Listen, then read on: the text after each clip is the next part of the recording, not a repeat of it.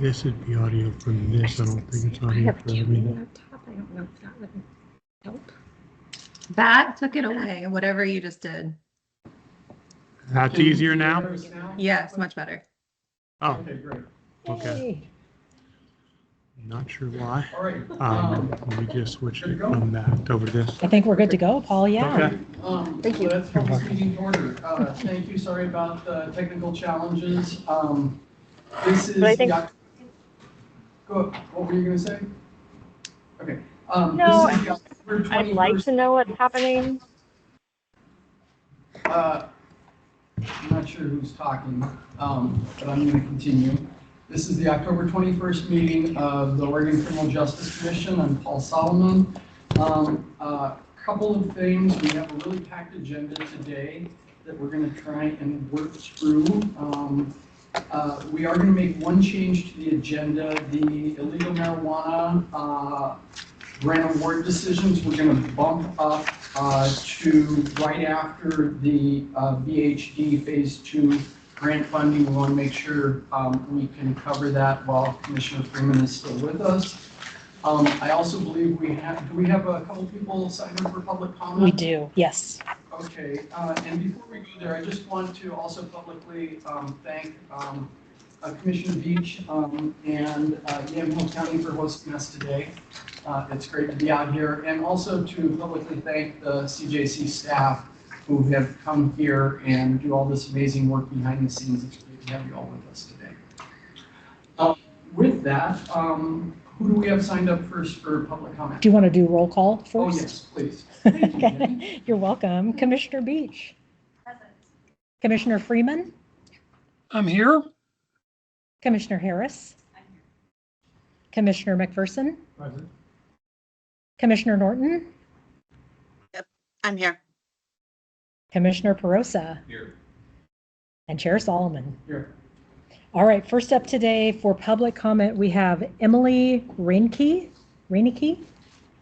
Emily, are you online with us? And just to remind people, we're going to limit public comment to 3 minutes per person.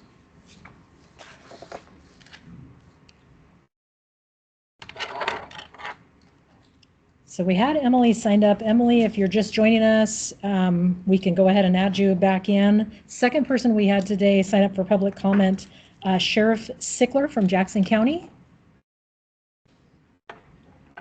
Yes, can you hear me? Yes, we can. Okay. Thank you for the opportunity to speak here today.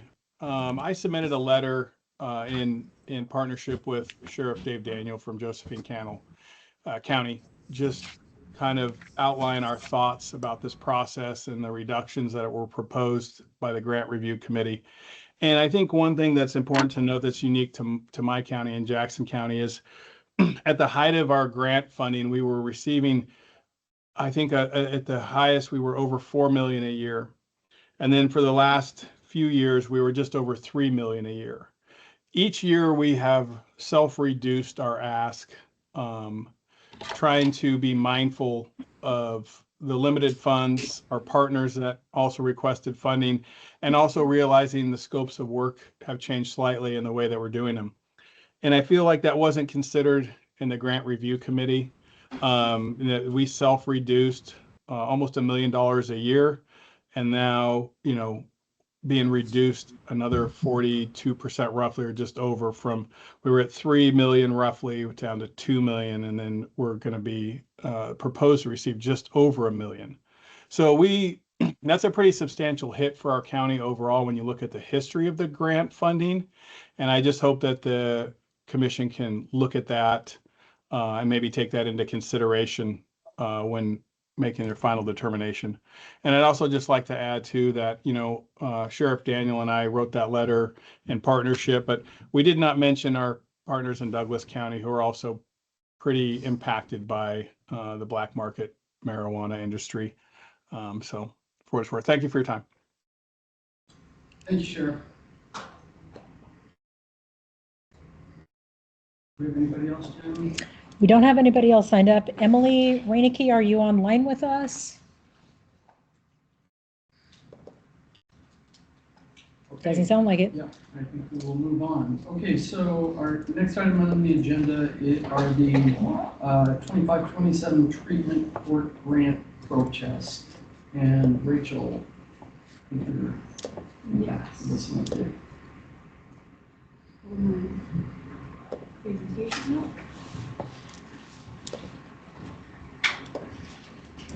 So I sent you the PhD one. Because that's your computer. It is available live, so appreciate your patience.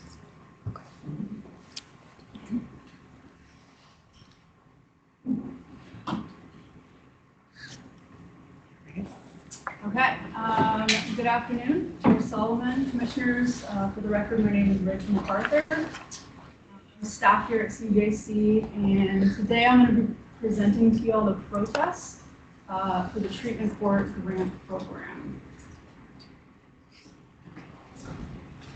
So we received 4 protests, and I just want to note, I'm going to be referring you all to the memo that you all received. It does have quite a bit more information than what's going to be on these slides. I'm happy to answer any questions that you have of any of the materials that you got or any questions you have specifically in the memo. But this just does provide an overview of the 4 protests that we got. PATA Adult Drug Court, Malheur Adult Drug Court, Harmony Grant Senior Treatment Court, and the Multnomah DUI programs all protested. They all made different claims. CLATSA said that the funding was erroneously reduced by approximately 50% based on a conversation about supplanting. Malheur, their claim was they had significant expenditure beyond what was presented to the GRC, which ultimately affected their scale cap. Harney and Grant, their claim was that CJC applied an unwritten rule of limiting the consideration of spending through Q7 of the 23-25 grant period. And then the Multnomah DUI program, their protest was the inconsistent application of the funding methodology outlined, that was outlined in the GRC. Specifically, that line items that did not explain the request would be reduced by 20%. And so, kind of with this, just wanted to touch base on this process. This particular language is in the grant administration guide. Treatment courts were required to respond specifically to where there was an error in applicable law, rule, or the grant solicitation language. And so they all submitted letters. You all received these letters. The process for staff was to go through these letters, go through the claims, the protest, and then provide you all with the information regarding those claims. And so, like I said, there is much more information in those memos. I would refer you to that, as well as the other materials that you did receive in your packet. So with that, staff does make a recommendation to decline the request for corrective action submitted by each county. The memo also does provide some action items and some options that you will have to go from here, specifically when we get to this language. So essentially, you all today can take action based on a finding of error. You can decline to take action based on no finding of an error, and if an error was determined, commissioners may only take corrective action on the specific elements of the award decision contested in each letter. So those are, and I can repeat that if you need to. It's also those options are also outlined in your memo. But at this time, Chair Solomon, I'm going to turn it back over to you all for discussion and decision making. All right, thank you. So hopefully folks have had a chance to take a look at the memo. I will open it up for discussion. Maybe we can take these one by one to make a determination. So first is Clatsop County. Staff recommendation. Chair Solomon, Yes, can you speak up just a little? You have such a soft voice, I can barely hear you. I will do my best. All Thank right. you. So we are going to take these one by one. Let's start with Clatsop Adult Drug Court. Any discussion, comments?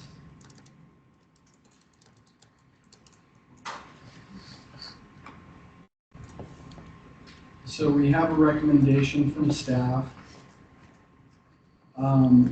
Unless there's a discussion or desire to take a different action, I would entertain a motion at this point.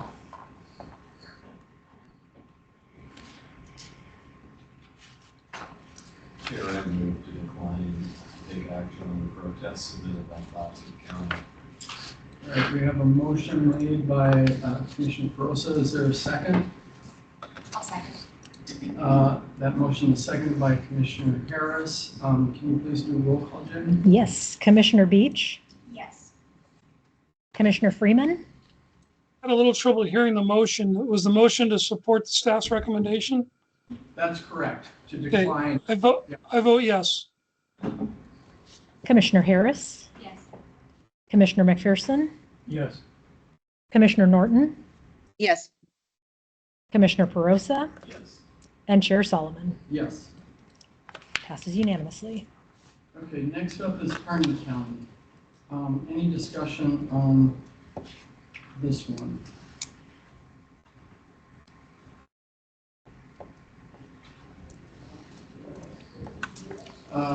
Hearing none, is there someone who would like to make a motion?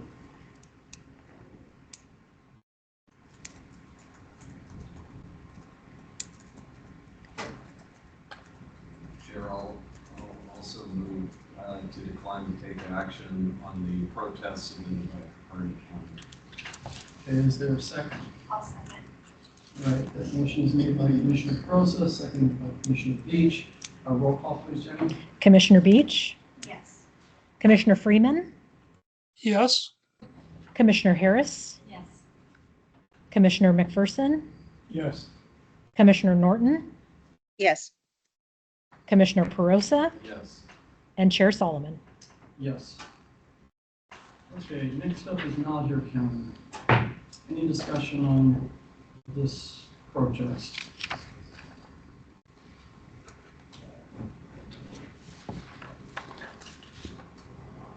Is there someone who would be willing to make a motion?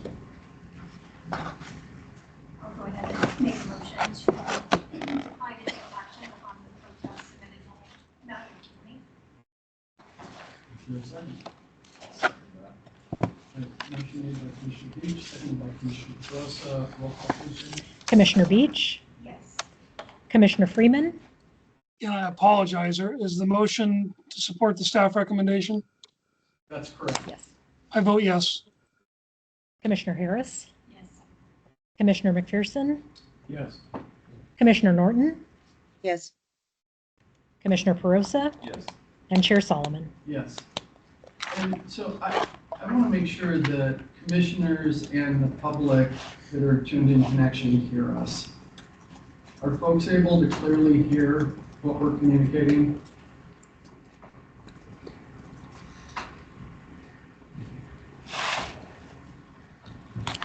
It depends on who's speaking. Commissioner Beach is, Okay. Commissioner Beach has a soft voice too. If you all could stand at a mic and shout, that'd be awesome. Yeah, I'm not sure. I think the owl is, are there separate mics in the room? So it should be the owl.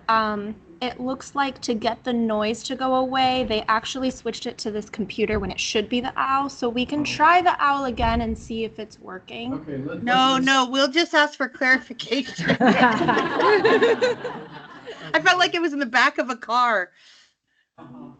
We can move it. Yeah, we can just move it. We're gonna try to move the laptop closer to y'all. Okay, great. So can you lift up your Yes, ma'am.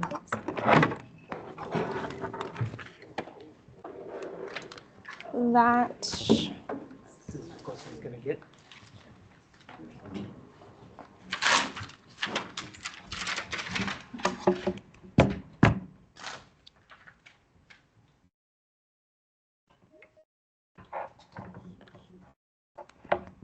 Okay, well, we're gonna move forward. We moved the laptop, so hopefully folks can hear us a little better. Next up is Multnomah County. Any discussion on this one? Chair, I do have a question on this one. Yeah. Commissioner McPherson, toward the end of the staff memo, it talks about the idea that 20% reduction if it's not explained or unclear.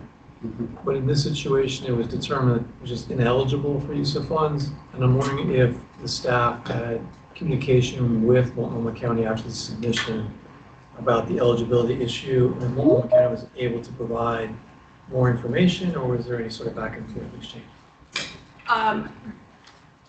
There wasn't initially until the grant review committee reviewed. Staff did not communicate that back and forth. The grant review committee had that conversation during the meeting. If it's helpful, and this is just an option, I can stop sharing this. I do have a presentation specific to Multnomah County that is a little bit more detailed. If this is something you all want to further discuss, I could bring it up, and that may help with this. I think that would be helpful. I had flagged this one as well. Okay. Give me 1 second. I appreciate your patience. I just want to make sure that I'm sharing the correct information here.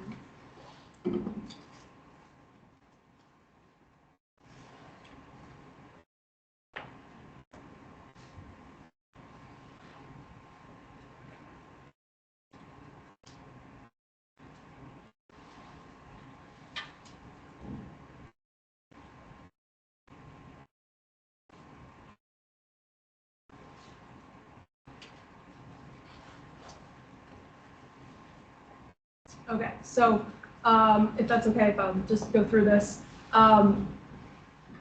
So within their letter, they did make Multnomah County made 2 claims that the reduced funding renders this court incapable of adhering to the standards, the Oregon Special Court standards.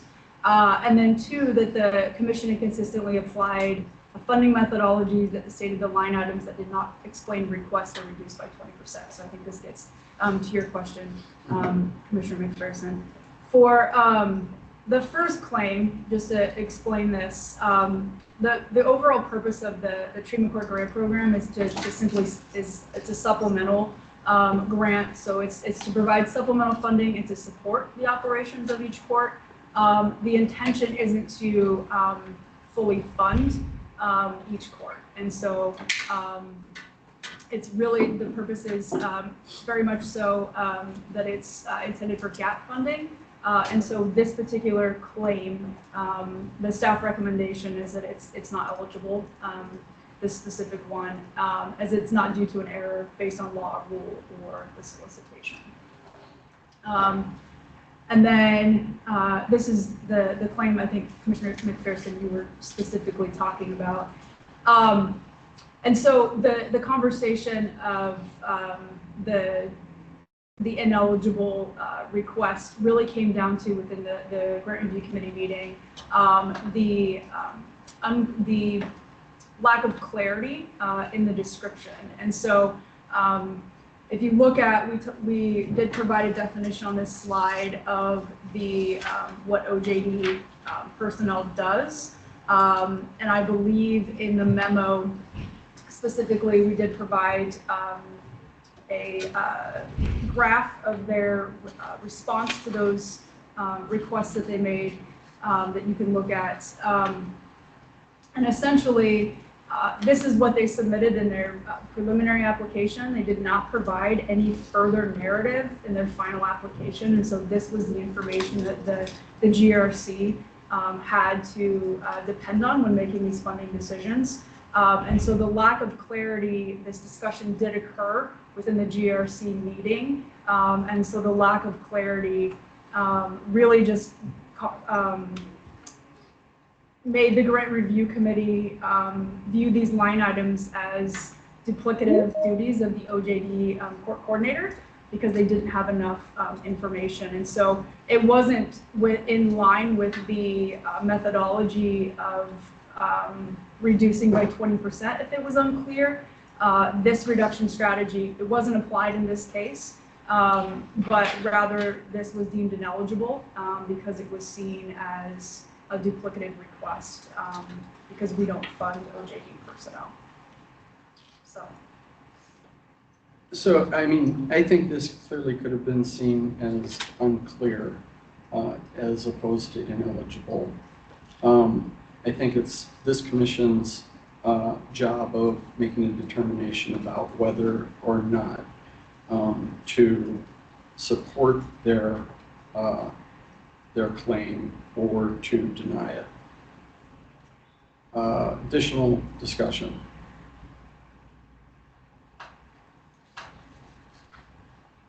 I mean, it feels a little murky to me. Yeah. It's a little, I can kind of go either way. I mean, I can understand why the decision was made. Feeling like it was ineligible, because I mean, it's clear that they don't fund that staff. So, but I could see if you were maybe being, I don't know, you could look at it kind of depending on your circumstances. But I don't feel like it's black or white. But I mean, other than that, the staff clearly aren't eligible. So, and our options here are to deny, or if we were to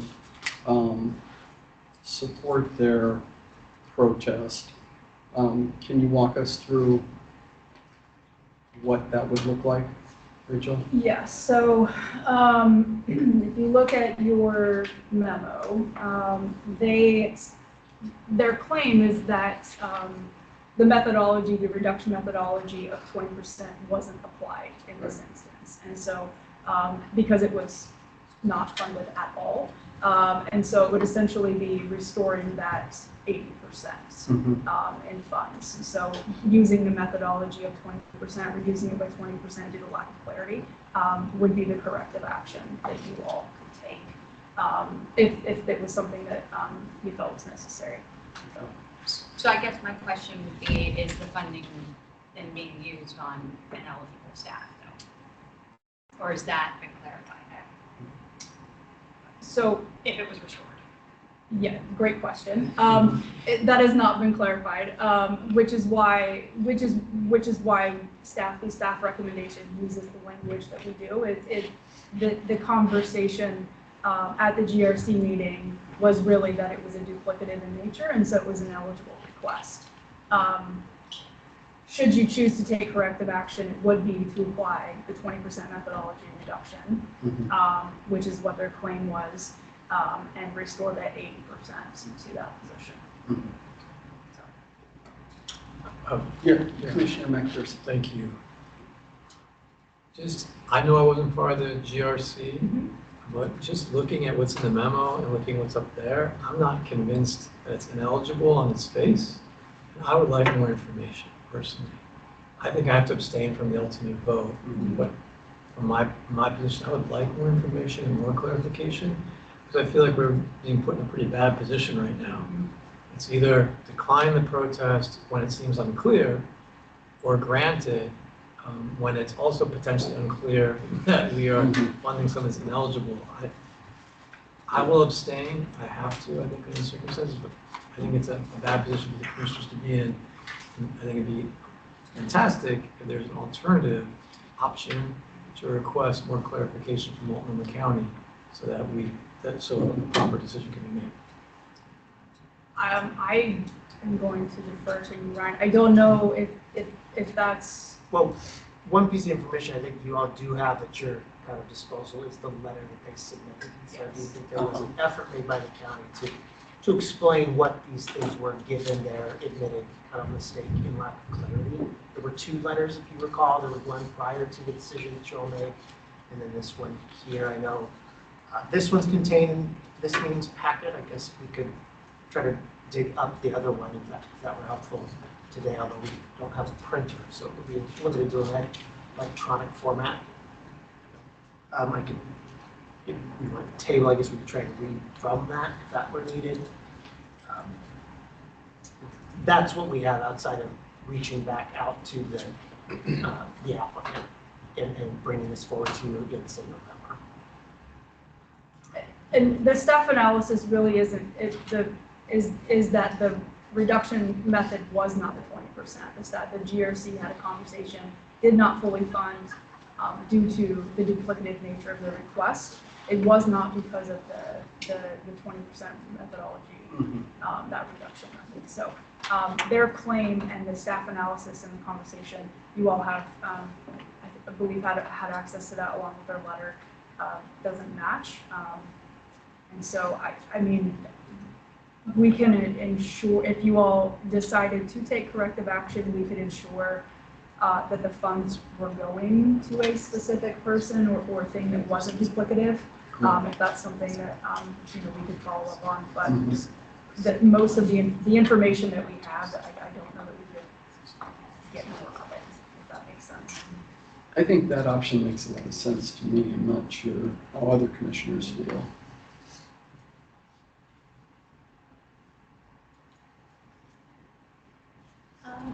I mean, I don't know. I mean, these applications have instructions, and feel like, while I understand mistakes happen, there are other counties that probably made mistakes as well, and we hope, are not necessarily funding or allowing their protests to go through. Right. I think the issue is around this unclear versus ineligible. Yeah. And it's one thing to say it's unclear, it's another thing to look at it out. I haven't re-reviewed the letters from September. I remember reading them at the time before the prior meeting, and I thought they were very compelling, but that's all I can recall without having the opportunity to review them. I could try, if somebody sent that to me in email, I could try to get some copies printed, if that would be beneficial. And we're referencing the Lipsick letter. Is that the one that? So the Lipsick letter was provided on September 5th. That is in association with this protest. That was their official protest. Yeah. There was, as I mentioned, the commission also has the August 15th letter that was just more of a public comment on the same topic. Okay. The short version, and quickly looking over them, what they stated in both letters is that these items that you see before you were actually contractual services through their treatment provider. To the point of duplicative or not, I don't think that question was answered without at least further reviewing these letters. We'll go back out. Okay. So, what sayest thou? I'm looking for a motion or direction here at this point.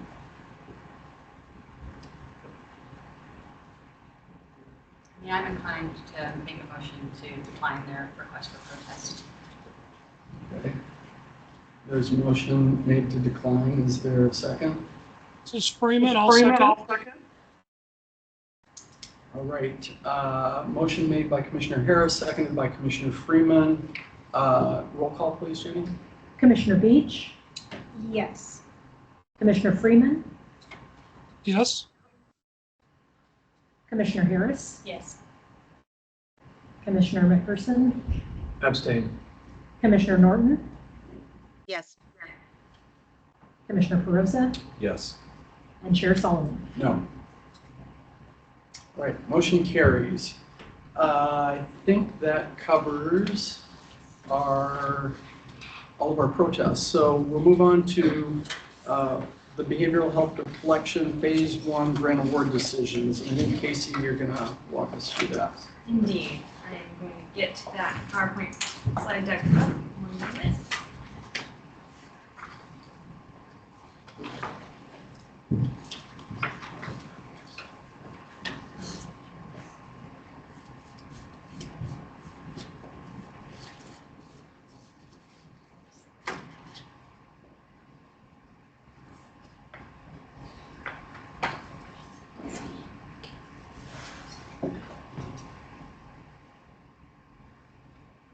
Thanks for your patience.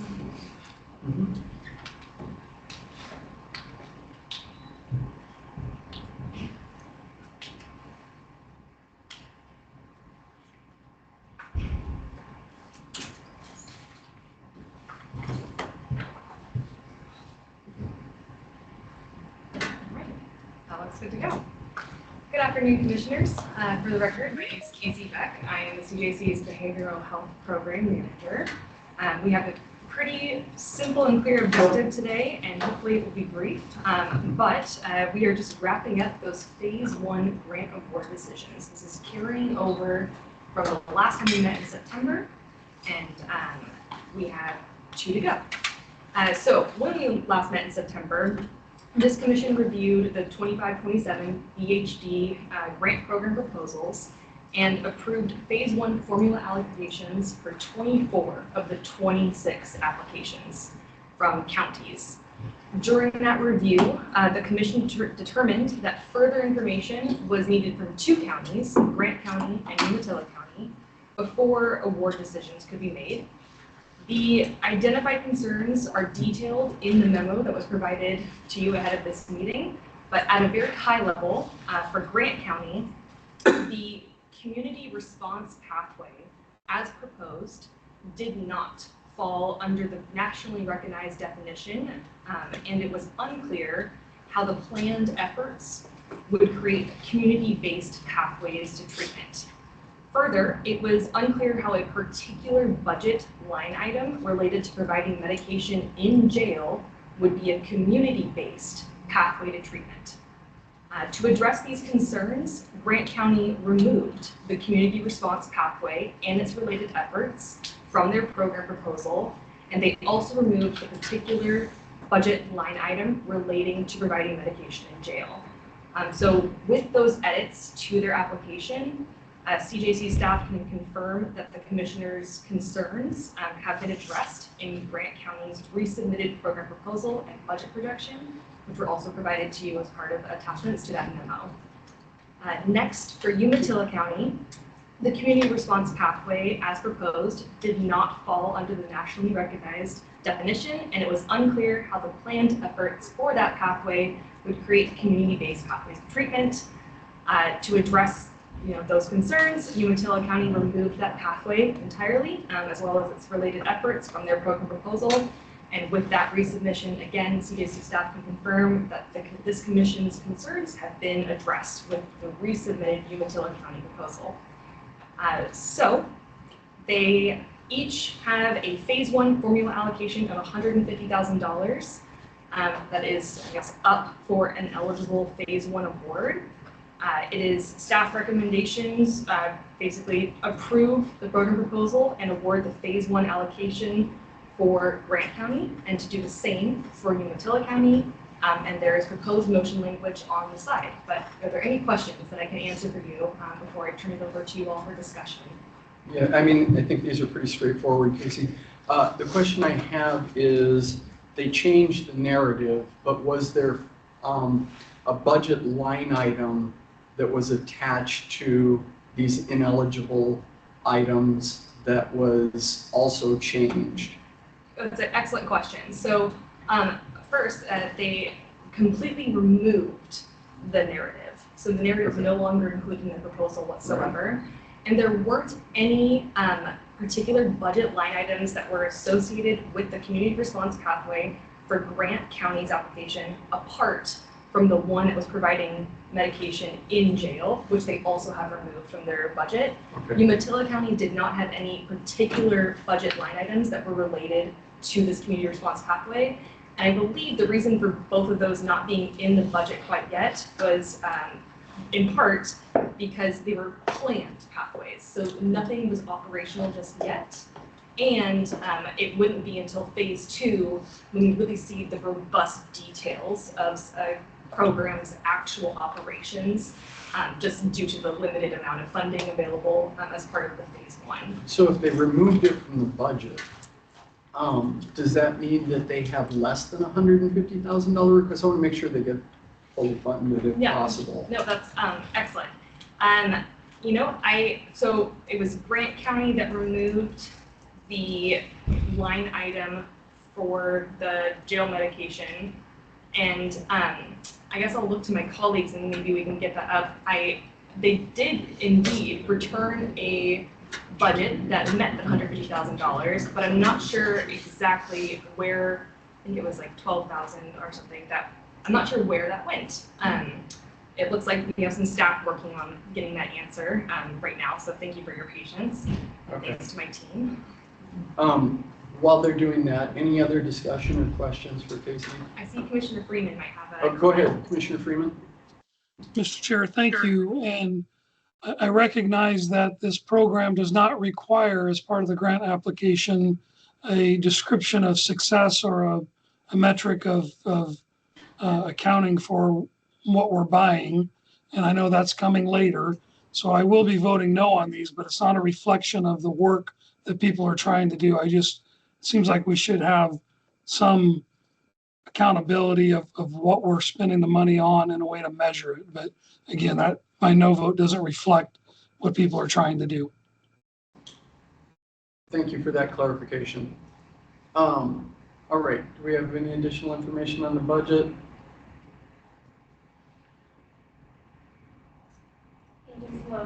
Okay. So we have some motion language up here. I don't feel like this is going to change how we vote on this. I can clarify, Chair Solomon, that everything else in that budget was eligible. So whatever that funding did end up going to support, it was an eligible expense that you all had already said, you know, green flag at the last meeting. Okay. The particular line item that was removed was the only one that raised concerns for this commission. Avery. Yeah, and I would need a little bit more time to compare the old and the new budgets to see specifically where they moved those funds. But I do see that they resubmitted their budget with that line item removed for $149,999. Okay, great. Perfect. Super. So Chair, would you like these in 2 motions or 1 motion? I think we can do these in 1 motion. I think so too. Yeah. Then I would make a motion to approve the program proposal and award the phase 1 formula allocation for Grant and Umatilla counties. Great, thank you. Is there a second to that motion? I'll second. Great, we have a motion made by Commissioner Perosa, seconded by Commissioner Beach. Roll call, please, Jenny. Commissioner Beach, Yes. Commissioner Freeman, No. Commissioner Harris, Yes. Commissioner McPherson, Yes. Commissioner Norton, Yes. Commissioner Perosa, Yes. and Chair Solomon. Yes. All right, so we're moving on with phase 2. Getting exciting here as we're getting deflection up and running for 25-27. So I think, Kelly, you're gonna walk us through the new funding formula table. Yes, I am, and I've asked for some help to share my slides, which is happening here. But I can go ahead and start talking. And I will, for the folks online, I'm by the speaker, I'll try to be loud. We are going to get into some pretty detailed formula math things, so please feel free to jump in with questions as they come up. Good afternoon. Chair Solomon, Commissioners, for the record, my name is Kelly Officer. I'm the Research Director at CJC and have a planned presentation for you today on the Phase 2 funding allocation. Yay, the slides are up. Okay, well, so let's go to the next slide.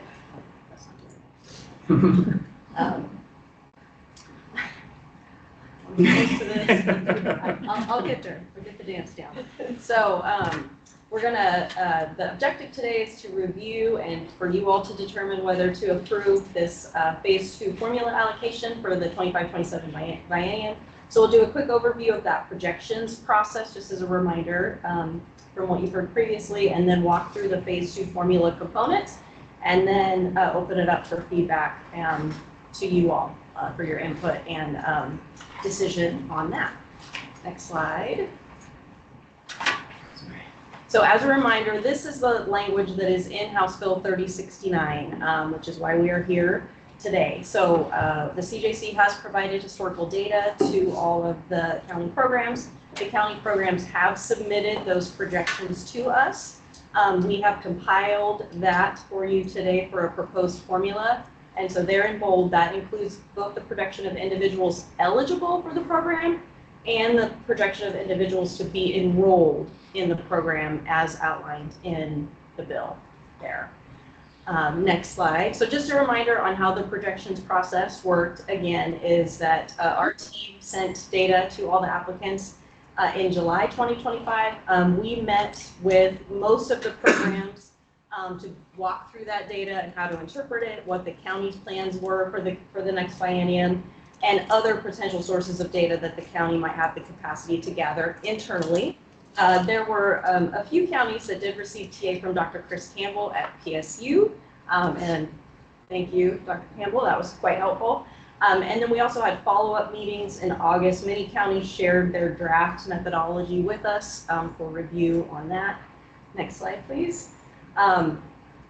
And then we did have an opportunity to go through the projections that were submitted to clarify anything that was needed. Sometimes the methodology submitted didn't quite match the math that was done in the sheet. Sometimes it was just a matter of clarifying which pathway was described there. So we were able to clean all of that up in a fairly quick review process and then compile that information into a proposed formula that we have for you all today.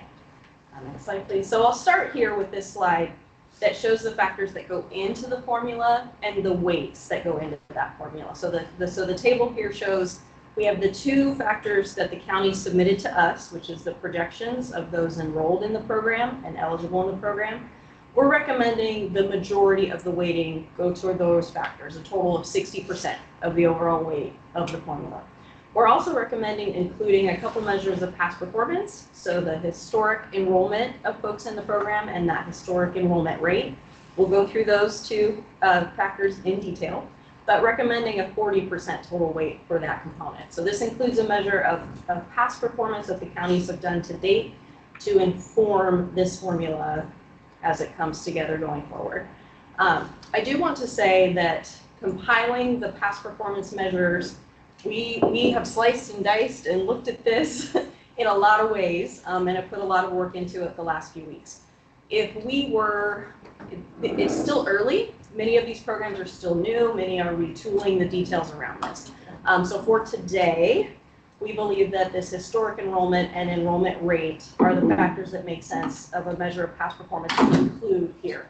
If we were even a year from now, we would give more consideration to that completion rate information or other outcome factors, successful outcomes or subsequent criminal justice involvement after leaving the program. CJC staff have a plan to analyze that. House Bill 3069 is going to require it of us. So we will be doing that work and we will be compiling that information. But for today, it is really early to try to fold that in to this particular formula. Many programs have a time requirement, and so the majority of the folks currently in the program have not even had the opportunity to complete. And then from there, we want to see those outcome measures, future criminal justice involvement after leaving the program. So we will be analyzing that, but have not included it in the formula today, pretty much just due to the time limitations and the data definitions to be able to include that information there. Now, I will say House Bill 3069 does lay out the way this process will work 2 years from now, and it does include a component of that is this particular formula, but there's also the majority component that provides that, blanking on the word, preference funding for programs that have shown good outcomes and those acceptable completion rates, and also the programs that have done a good job of working towards the goals that are outlined in this projection. So 2 years from now, this is going to look a bit different and is going to have, by the bill, more focus on those outcome measures and what the programs have been able to do over the 2-year period. So I think to Commissioner Freeman's point and other commissioners that want to see outcomes for the investment, we have a plan to get there, and in about 2 years that will be folded in to the funding decisions at that time. But for today, it's a bit early to fold those in. So just wanted to kind of lay out that component there for you all. Okay, so now we'll walk through each of these 4 factors, show you what those look like, and go from there. And before we move off that, can I ask just a quick question? I want to get this right. So are you saying that these programs are keeping some sort of a track of data on what success might be? We just aren't accounting it yet because nobody's been through the program, or have we not told them yet what success looks like and what kind of metric to keep? Yeah, Commissioner Freeman, I'll take a stab at that. House Bill 3069 does give a measure of success for the counties to work towards meeting. So we do have that component. We also, CJC research staff, we can look at criminal justice outcomes, a recidivism-like measure for folks that leave deflection programs. So we do have that data tracking in place through the work of OHSU. And so we will be tracking that. And also the bill kind of works towards developing best practices and standards. And so we will have that information. But it is a little soon. For the programs that started right on September 1 and don't have a long time period, there are folks that have completed and we're starting to look at that. But in terms of doing it the same way across all the programs, it's too early to really stack them all up that way to be able to do that. So there's no common measurement, but there is some level of measurement in each program that they're tracking to be able to show, what they're doing and how successful they're doing it. Correct. Yeah, the programs can pick their own successful measurement, but then we CJC can track the criminal justice outcomes after that in a consistent way, right? So was there a rearrest in 3 months? Was there a new case filed? Was there a conviction? We will track that in a consistent measure, like we do with other recidivism measures. Thank you. As we move forward, I have some concerns about using recidivism as the success variable with this population. I think a better measurement would be criminal justice frequency of arrest, because we're talking about a population that are high utilizers. And so I would hate to see us penalizing programs that are actually moving the dial with people, but may not be reflected in recidivism data. So just kind of want to flag that as we move forward, but please continue. Thank you. Appreciate that. Okay. So we will take a little bit of time here and walk through each of the 4 factors so you can see those, and then we'll get to the final formula compilation. So we'll go ahead and go to the next slide. So the first factor here is the enrollment projections that the counties provided to CJC. This was provided to us by pathway and month. We've summed it up over the 2 years for the total number of enrolled, and we have that for every applicant. Now, as you might expect, there are a range of projections that we see with that information. For some of the rural frontier counties, that number is 25 or less. And given the size of those counties, that is pretty reasonable over the 2-year period. Some larger urban counties are planning to add multiple new pathways, are developing new partnerships, and are projecting a good amount of growth for their plan for this 2-year period. Some counties are have one pathway and are going to build some additional capacity within that, but are really focusing on staying in that one area and building from there. So still some growth, but not quite as much with the multiple pathways of some other counties. We're recommending weighting this variable at 55%, so this would be the majority of the weight of the funding formula. That provides that forward focus projection of what the programs have a plan to do over the next 2 years. There is some flexibility in this, right? We would recommend weighting at least 50%, and we have decided on 55% to show you all today.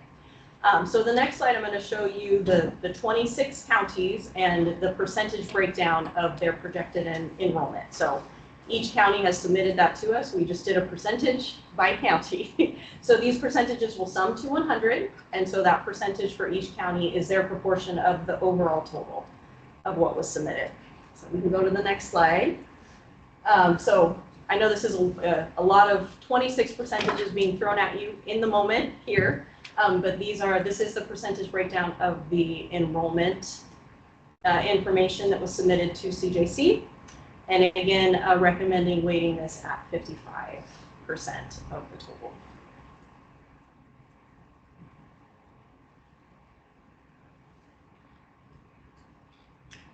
You looking for comments at this point? I kind of just wanted to do the teacher pause since this is a lot of information, but if you all are ready to jump to the next thing, we will. I have comments, but if you think it makes sense for us to dig in here or wait until you get to the next. I think this information should be absorbed. Y'all haven't seen it yet, so. So I struggle a little bit with weighting projections so heavily. And correct me if I'm wrong, Kelly, the methodology that's being used by the counties to determine these numbers, is it consistent across the counties? That's an excellent question, Chair Solomon. We have several different pathways identified, right, that counties can work towards either expanding capacity within that pathway or opening up new pathways. So when we think about the officer intervention model, which most counties started with, we have pretty robust criminal justice data to inform that information. So I think we do see some consistency within the officer intervention pathway in terms of how this projection work is being done. When it's a new pathway that doesn't necessarily require that interaction with an officer, right? So it is a self-referral pathway, a community response, an active outreach. The criminal justice data is not as informative, it's not as helpful for that component. And so that's where a lot of the counties have developed some of these new partnerships, right? Either with their first responders, their burns, their county mental health providers.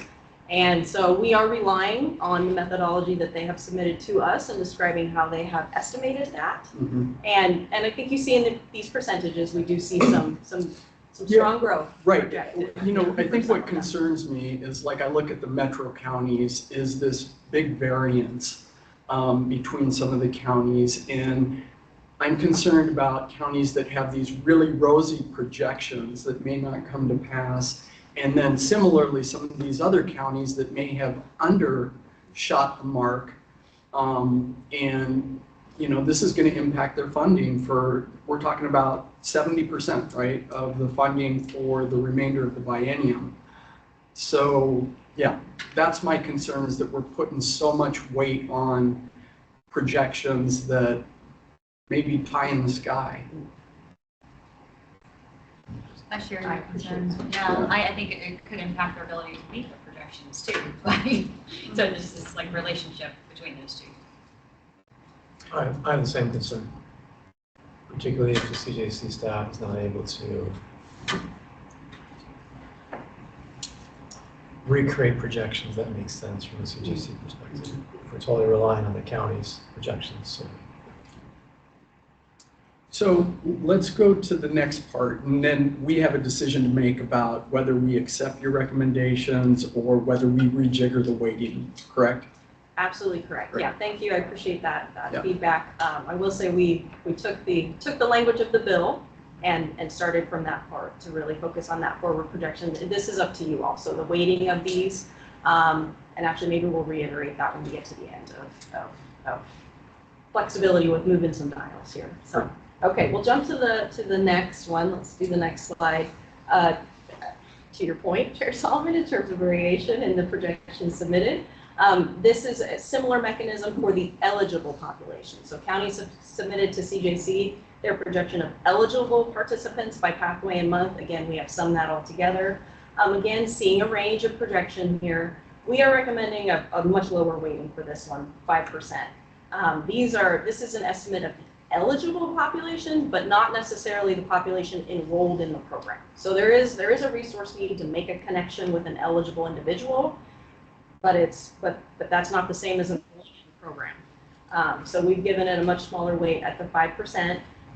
We also are recommended capping this percentage estimate. So we took all of the county projections and looked at that as a percentage of the county's population, and then looked at that distribution and just did the mean or average plus 1 standard deviation and recommend capping it at that level. Again, it's that low weight at the 5%. So we do have that component. And again, I'll show you, next slide will have the percentages. So again, these percentages sum to 100. So this is the number of people the county says are eligible from their projection, and then just what that percentage is a sum of the state total. So you're gonna see a good amount of variation here, but again, recommending the lower weight at the 5%, and this does include the capped component as well. So let's go ahead and go to the next slide, and again, let you look at a lot of percentages here.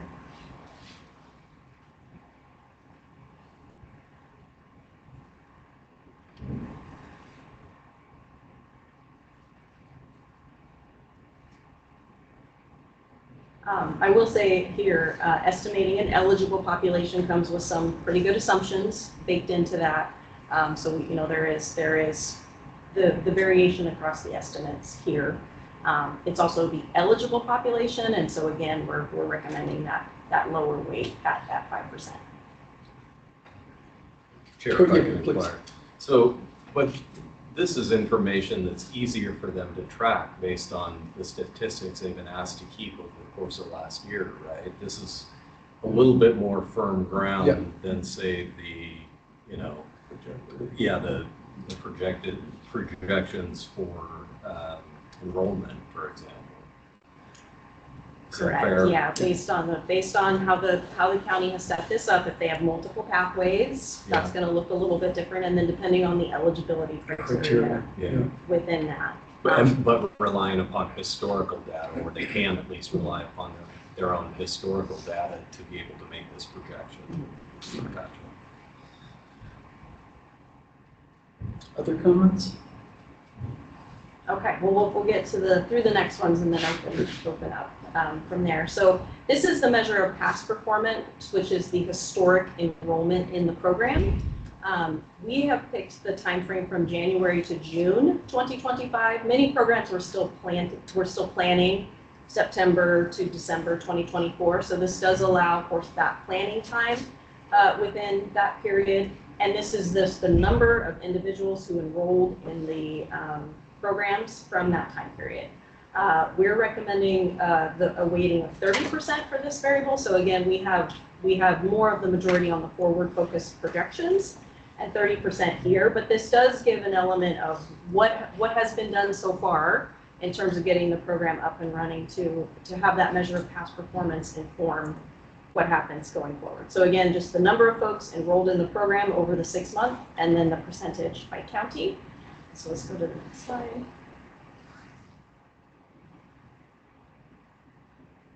And again, this is from the REDCap system. So the counties did have to get this entered in to that REDCap system as required. And this is the enrollment percentages by county for the 6 month period.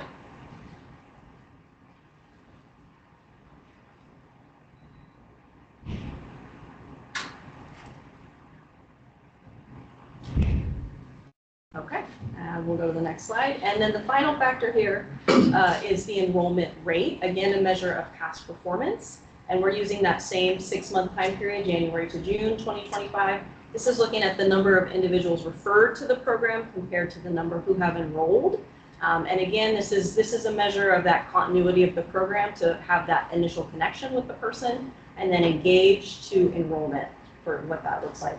We're recommending weighting this at 10%. Again, as another measure of that program performance within that 6 month window.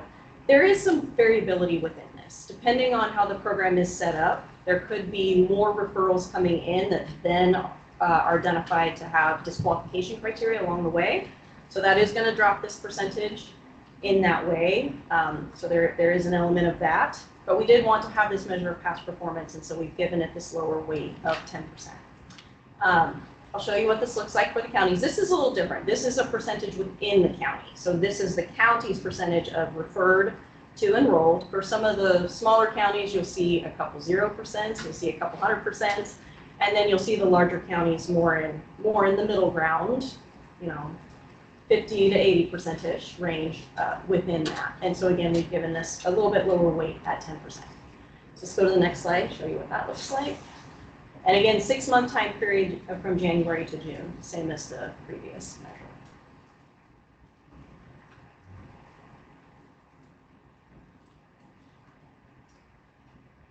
This one seems like it'll change quite a bit over time as programs get up and running.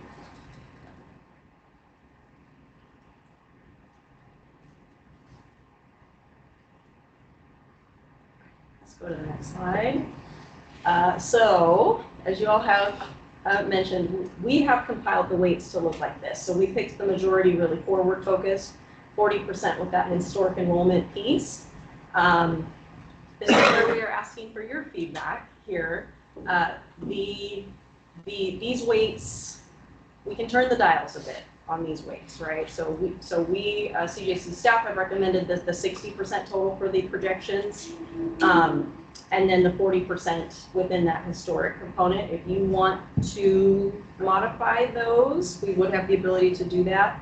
Or if you want to keep the 60-40 and then modify within that, there's the possibility to do that as well, depending on your feedback and what makes sense in terms of weighting this funding formula across the counties. I mean, obviously, this is the one we are recommending. We have that one ready to go. If you all want something different, we have a plan. We may jump to the next item on the agenda and kind of run it real quick and bring it back to show you, if that's the case, if we don't have it ready. Well, let's open this up for discussion. As I stated earlier, I'm struggling with so heavily weighting the formula funding based on projections that are kind of all over the map. I think historic enrollment is probably a better predictor because we know what counties have done so far. I would like to see this kind of flopped a little, that historic is more heavily weighted than the projections at this point. Yeah, open it up for discussion. Chair, I would agree with that. I just think that having some basis, excuse me, for a track here is a little bit more reliable than what could be pie in the sky type projections. I appreciate counties wanting to open pathways or expand their pathways that already exist to try and get more people into their programs, but it seems highly speculative to me at this point. Yeah.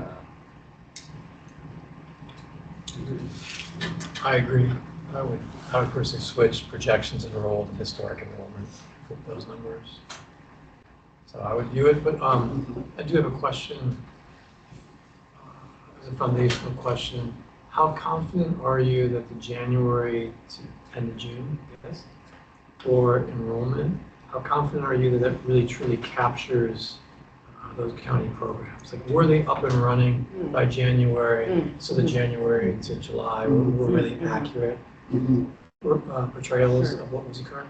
There are a couple smaller counties that were not up and running, and actually on that enrollment piece, we had a couple zeros. So some of those had only been up and running for a short period of time, or some had not been up and running at all.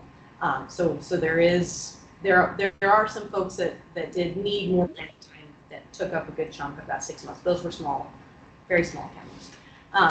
We gave communication out. Actually, we were doing a couple different data polls for legislative purposes, and let all the programs know we really need all your data in by this date to show what you've been doing for this legislative purpose. So that was our communication, that not necessarily, the communication didn't go out, it's gonna go into this formula, but it went out, hey, it's impacts your funding for this legislative component. Make sure you're up to date on your data elements when you pull the data on this state. So that's our information we have, that the counties were up to date as of June in terms of getting the data in, and having what was in the system reflect what their program was doing at that time. Can I add something? I would also say there was no requirement for programs to start September 1st, 2024 or January 1st, 2025. The CJC had expressed intention of becoming operational by the end of the fiscal years of June 30th, 2025. And so that was the case, as Kelly mentioned, with a couple of the smaller counties. But I just wanted to bring that to your attention. All right. Chair. Yes. If I may. Yeah, Just to kind of build on that, add too, I think we all have to take into consideration, of course, there's an experimental dynamic, of course, this can be in the past and kind of the present that we're in. I do want to always call your attention to the language for this biennium, and I'm recognizing there's kind of two sets of language in the statute now, the now and the future. But it does ask us to, or you all to, determine the amount or the proportion of available funding by using combined projections of potential populations. So it's just to say that it's out there. I think there was some intent in it and maintaining this experimental dynamic. So we put 60-40 to kind of reflect that. I mean, I might just throw out there, bearing that in mind as you curve how you decide to determine these balances, because we were directed in that way. Okay. Thank you. All right. Chair, looks like Commissioner Norton has- Commissioner Norton. Hey, just so I'm clear, this is the only time we will be using this formula, correct? Because we'll have more historic enrollment data moving forward, but this is the only time we're using this, right?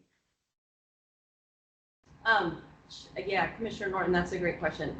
This particular formula to inform the 70% funding right now, yes, but in 2 years from now, it does have the same, the bill has the same language in terms of, again, getting projections from counties and having a formula. I believe that formula is only 25% in 2 years.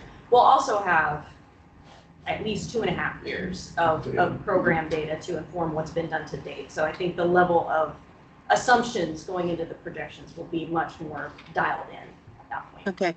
So one of the struggles I have with flip-flopping this or whatever is you have these smaller counties that may have needed a little bit more ramp up time, who are dealing with smaller numbers, period, right? So for that reason, I'm more comfortable with this than flip-flopping. That's just me. And I mean by flip-flopping is the percentages, but I think counties know their populations best. I don't know. For me, it feels hard. It feels like a disadvantage for folks who didn't start right on September 1 to give more weight to enrollment than to projection. That's all. Thank you. Yeah, thank you, Commissioner Norton. I will just add one component, which is that the counties do have the 300,000 minimum funding, kind of on top of this formula as well. All right, so at this point, you're looking for us to either accept your recommendations or make changes.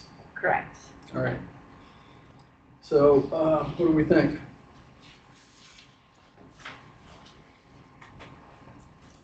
Looking for a recommendation here.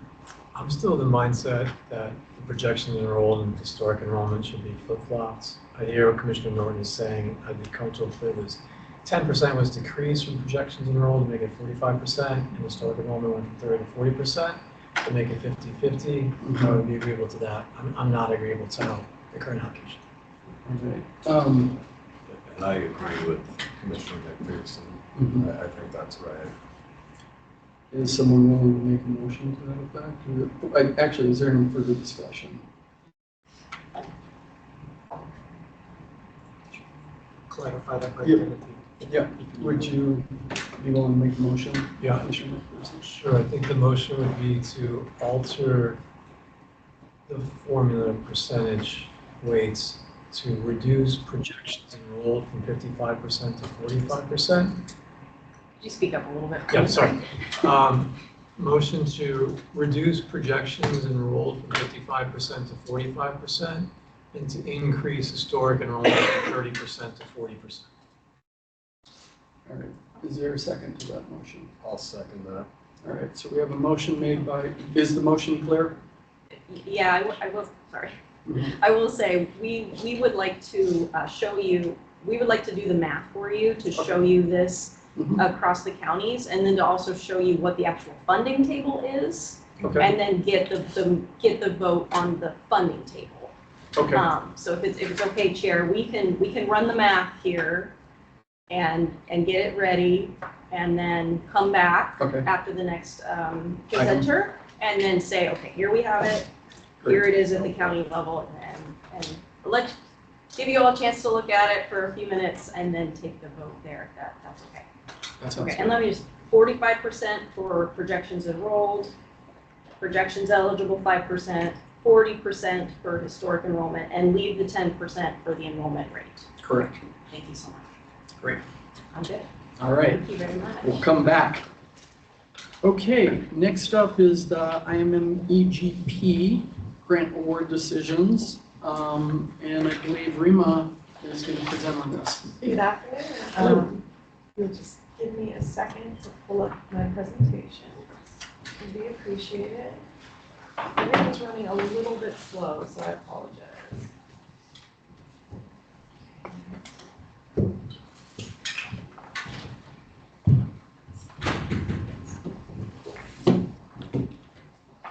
Loading, hopefully.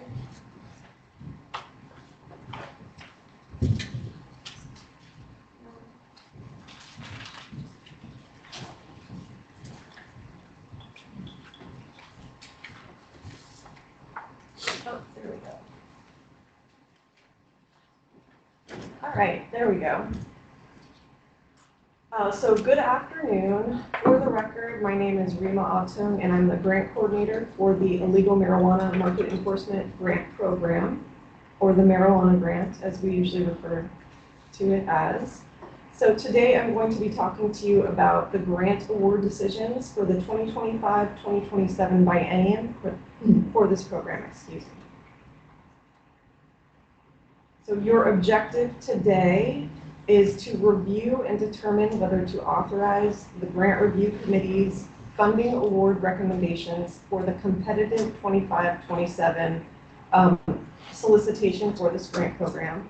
So in accordance with OAR 213-80-60, commissioners may either approve the GRC recommendations, reject portions of an application that the commission determines fails to meet the criteria in OAR 213-80-50, or decline the GRC recommendations and return all or specific applications to staff, to staff for further review.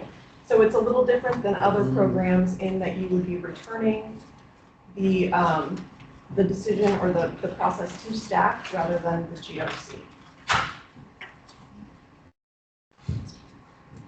I also want to mention, before we kind of get into this presentation, we provided a lot of information in the memos that got shared with you folks, and in the attachments, and then some subsequent materials.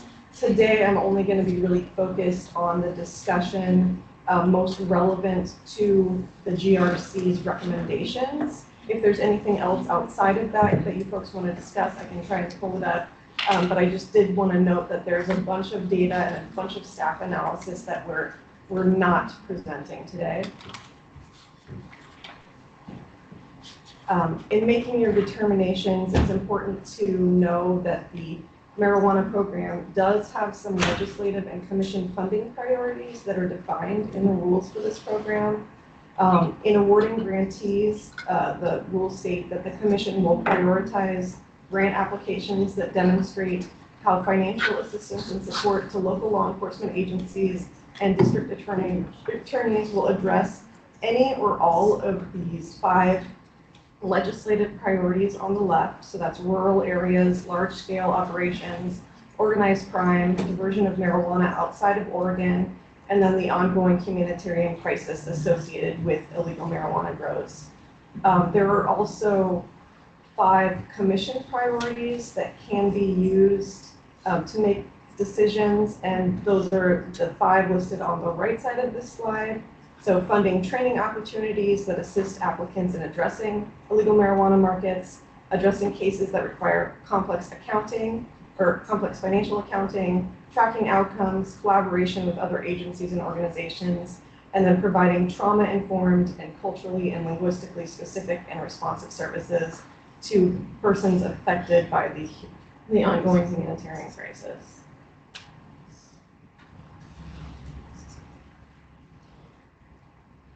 So these priorities, both the legislative and commission priorities, are what we have to consider in making the funding determinations. They were also what was included in the solicitation and what applicants were asked to demonstrate with their proposed projects. Just some additional background that's kind of important to note for this grant and maybe helpful context is the funding for this program has fluctuated greatly since it was established in 2018. Initially there was an allocation of $3 million per biennium. In 21-22, the program was expanded to include CBOs. There was a huge infusion of money. $26 million was put in at one point as a one-time appropriation, but as of now, it's $6 million per biennium for the program, plus any additional funds that are appropriated through the budget process. So for 2023-25, our most recent biennium, we had an additional $5 million, so a total of $11 million available. For this current biennium, for 2025-27, we had some funds roll over from last biennium and some additional funds allocated through the legislative process. So we're actually up a little bit this year. We have $12,399,000 available for the biennium. Of that, it's important to note that in a previous grant review committee meeting, the GRC recommended prioritizing 17.8% of it, so it's a little over $2 million, to prioritize for CBO applicants. And how they came to that percentage is just by looking historically at how the funds were broken out previously in our contracting, and they just chose to roll that same amount forward into this biennium. So the total amount requested, we received 13 applications. The total amount requested by all applicants was $21,870,858, which is about $9.5 million over what we have available. So obviously, there's a significant amount of reductions that need to be made to award out all of those funds. We received 13 applications. 10 of those were law enforcement agencies representing 11 counties, and the map here shows sort of the distribution of those law enforcement agency applicants across the state. We also received 3 CBO applicants. They're not included on the map just because one of the applicants, it provides services statewide, and then another one operates in Deschutes, Crook, and Jefferson counties, and then third operates in Clackamas, Marion, Polk, Yamhill, and Washington counties, and it just kind of muddied the map a little bit too much, but that information is in your packet as well. So that's sort of the landscape of the applications that were received. Any questions or comments at this time? No? All right. So for this presentation, again, I wanted to focus on some of the high-level considerations that were discussed by the Grant Review Committee when developing their recommendations. One of the ways, we brought a whole bunch of data into the staff analysis and the staff recommendations that we presented, but this was sort of one of the ways that we framed the conversation, and that was by looking at grantee data from previous funding years. So in front of you is a map depicting some of these data. you'll notice that there are several things happening. So there's red text, and there's also some blue and red dots all over the place. We'll come back to the dots in a minute. First, we're going to look at the text. So the red text depicts data submitted by our current CBO grantees, and they report that in their quarterly reports on the victims and survivors that they provide services to. What the red text represents is the percentage of victims or survivors that identified those counties as the location of their trafficking events.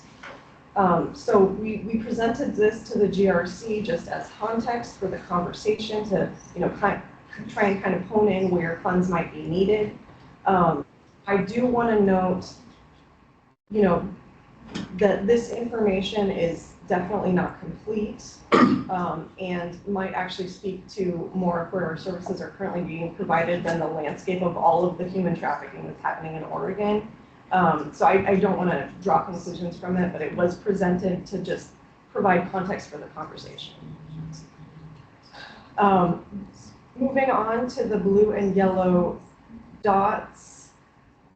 That data comes from our law enforcement grantees from 2022 to 2024. And this map was included in our last annual report. So the size of each dot corresponds to the number of incidents that happened in a reported zip code. So those are all zip codes.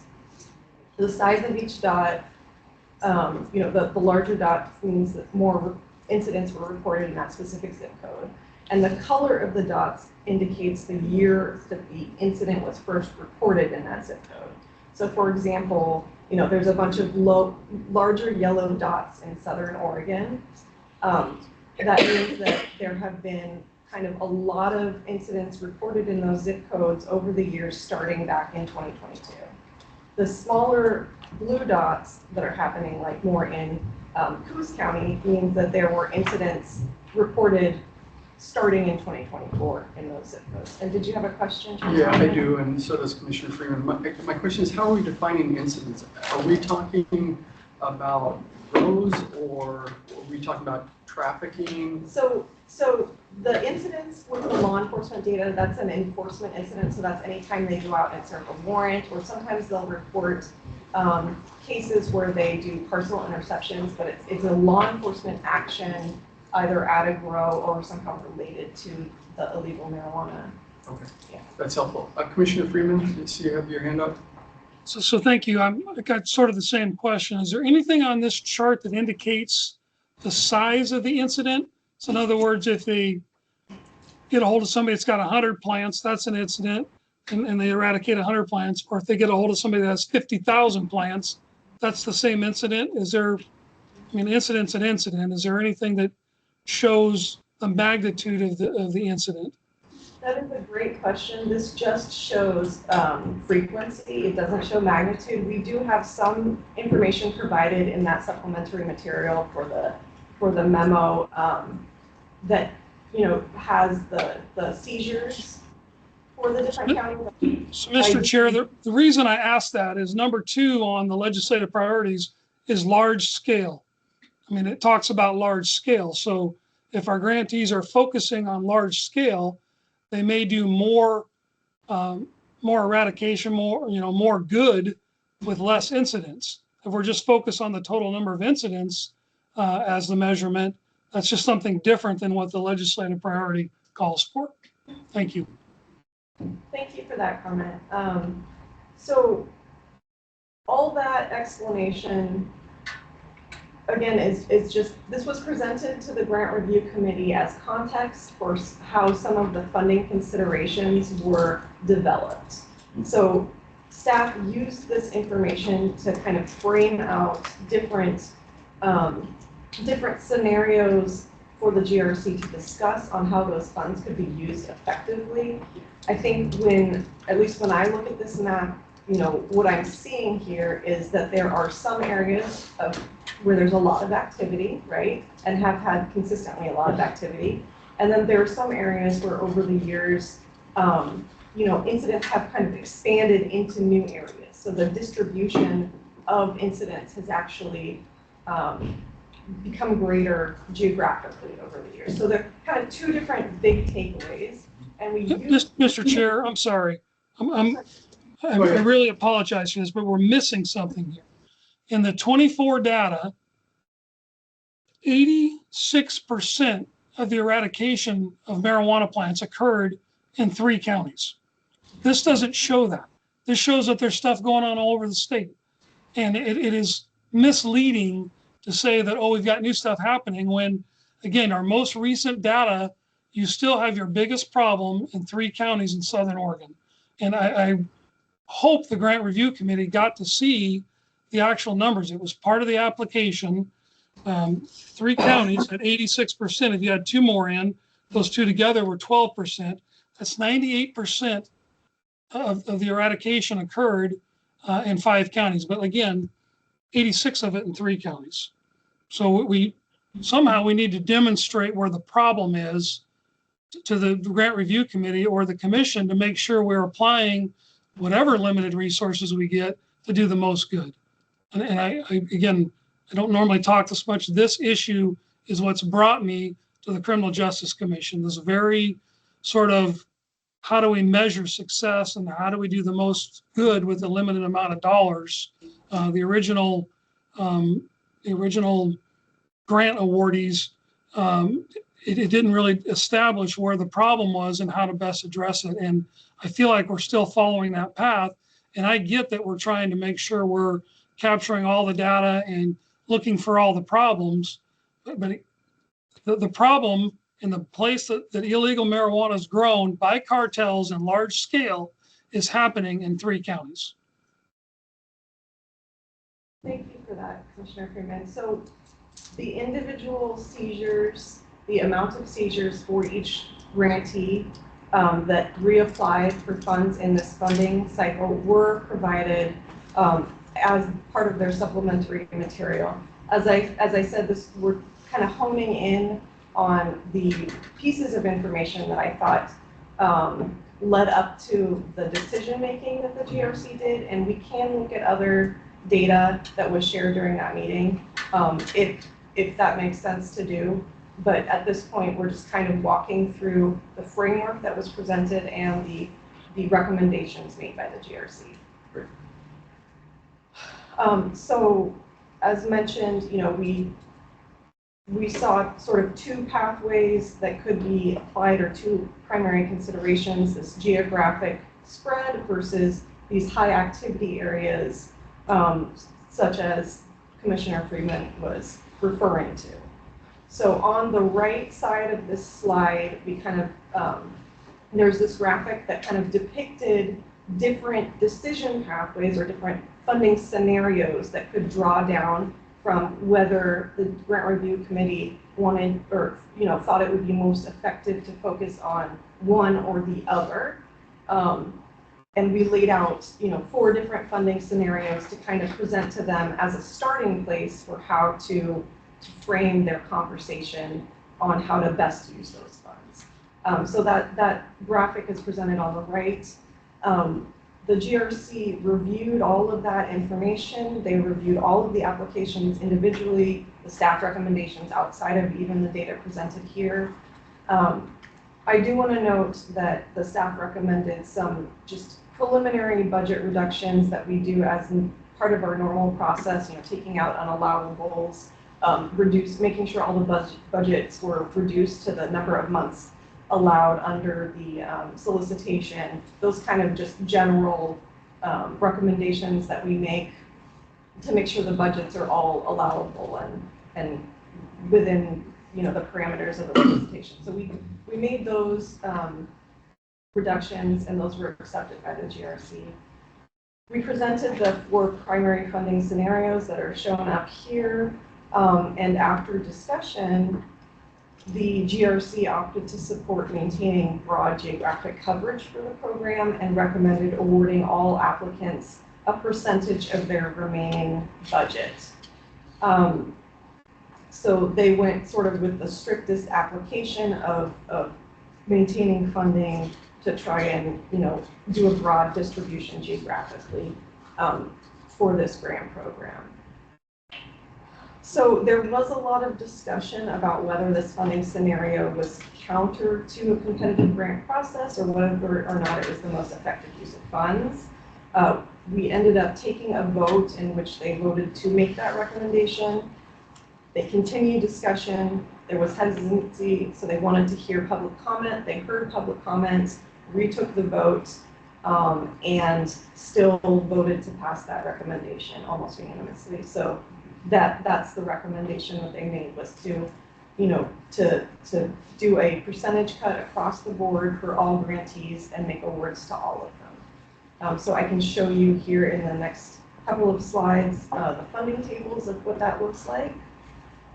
So here's for our law enforcement applicants.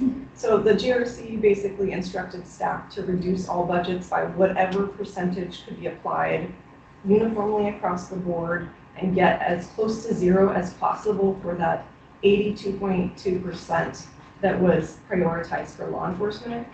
So the percentage that we came up with was 41.5589 to get it just as close to zero as possible. So those are the allocations based on that for law enforcement.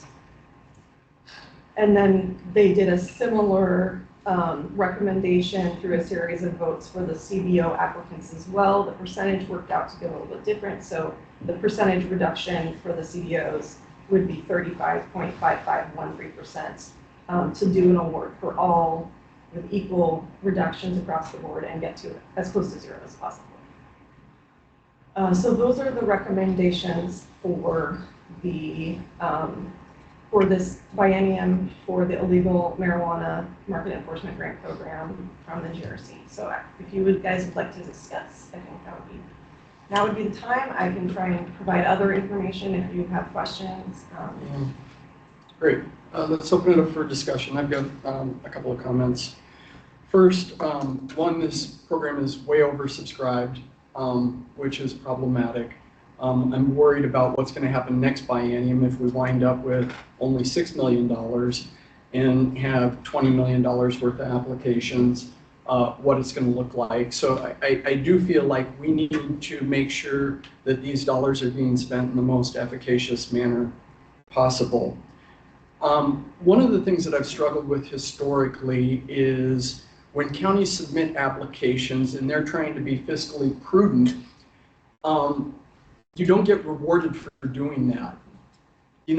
When I was in Lane County, we used to regularly say, okay, we're roughly 10% of the state, we're going to submit an application that reflects that.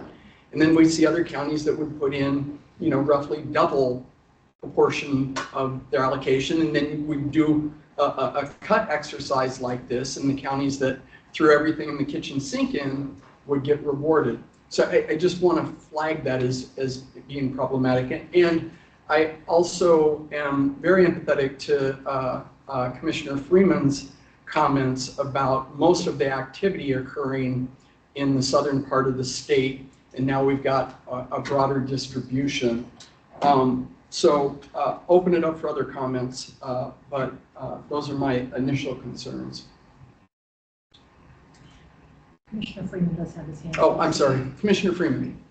And I'm happy to let others speak, but I've done quite a bit of work on this. So just for fun, I went and found all the numbers that the applicants put in. So this is going to take just a minute, but what I did is I did a chart, and basically I took the funds requested. Then I took the last year's amount of plants seized, and I did the math. So kind of the ratio, the ratio for plant per dollar. So Columbia County, their cost per plant is $1,042. Deschutes County, $621. Douglas County, $9.37. Jackson County, $42, Josephine County, $39, Klamath County, $90, Lane County, $56, SINT, which is the Coos County Curry Consortium, $2,145, and Yamhill County, $546. 51% of the plants taken in this basically the way you get the cartels to go somewhere else is you eliminate the success of their grows. So eradicating plants does a bunch of things. One, it does that. So it meets the goal of organized crime. The other thing that it does is it keeps illegal marijuana from leaving the state, which is priority number 4. It's interesting, 51% of all the eradication occurred in Douglas County. Both Josephine and Jackson County had more processed marijuana, so that they certainly having big problems down there. But there is a huge problem going on in Southern Oregon, and it has to do with the climate. It has to do with the rural nature of the counties. It just has to do with the ability to do this work and grow these illegal plants and get them out of the area quickly and sell them outside of the state. So, Chair, I really appreciate you adjusting the agenda to allow me to speak on this. I have a medical thing I can't avoid this afternoon, but I will tell you, the Grant Review Committee has tough decisions to make, and I get that. Having more requests and more need than you have ability to fill with funding is problematic, and it's very difficult. I would hope, because we do have this historical data, much like we don't have for the earlier program we discussed, that we rely on that and try to get the taxpayers of Oregon the best return on their investment. And probably equally as important is the humanitarian portion of this. Instead of just thinking about, well, how are we going to support these people that are human trafficked and they're here doing this work? How do we eliminate it from our state? How do we convince these illegal operations not to be here? That's the best thing. I've been out on, more of these eradication, the days they go out and do eradication and these drug busts than I care to talk about. And the way that the people that are there live and the way they're treated and the environmental impact and the human impact is horrible. And I sure hope we focus on these big, large scale where we can do the most good. So that's enough from me. You can tell I'm pretty passionate about it. I've spent a lot of time on it. And I do believe the Grant Review Committee was trying to do the right thing, but I think they missed the mark. Thank you, Commissioner Freeman. Other comments? Chair, I would say I agree with Commissioner Freeman and appreciate his passion on this and actually having broke down the numbers. I think that's important. I would say that beyond seizure, the purpose of this statute was to largely get to the byproducts, the other collateral criminal behavior that comes along with these large-scale marijuana grows, like human trafficking. And if I'm reading the chart that was up there before accurately, 81% of human trafficking reported was in Southwest Oregon as well. So in a time where I see we have very limited funds to address these massive organizations of illegal marijuana grows, I think we would serve ourselves best to ultimately dedicate that money to the places where the problem is the greatest. And so I echo what Commissioner Freeman said. So Rima, just in terms of process, as I recall you saying, this program's a little different. If we chose not to accept these recommendations, we would be sending it back to staff? That's what the commission has done previously, is sent it back to staff for further analysis and further recommendation, of course with instructions, and then made a funding determination based on that.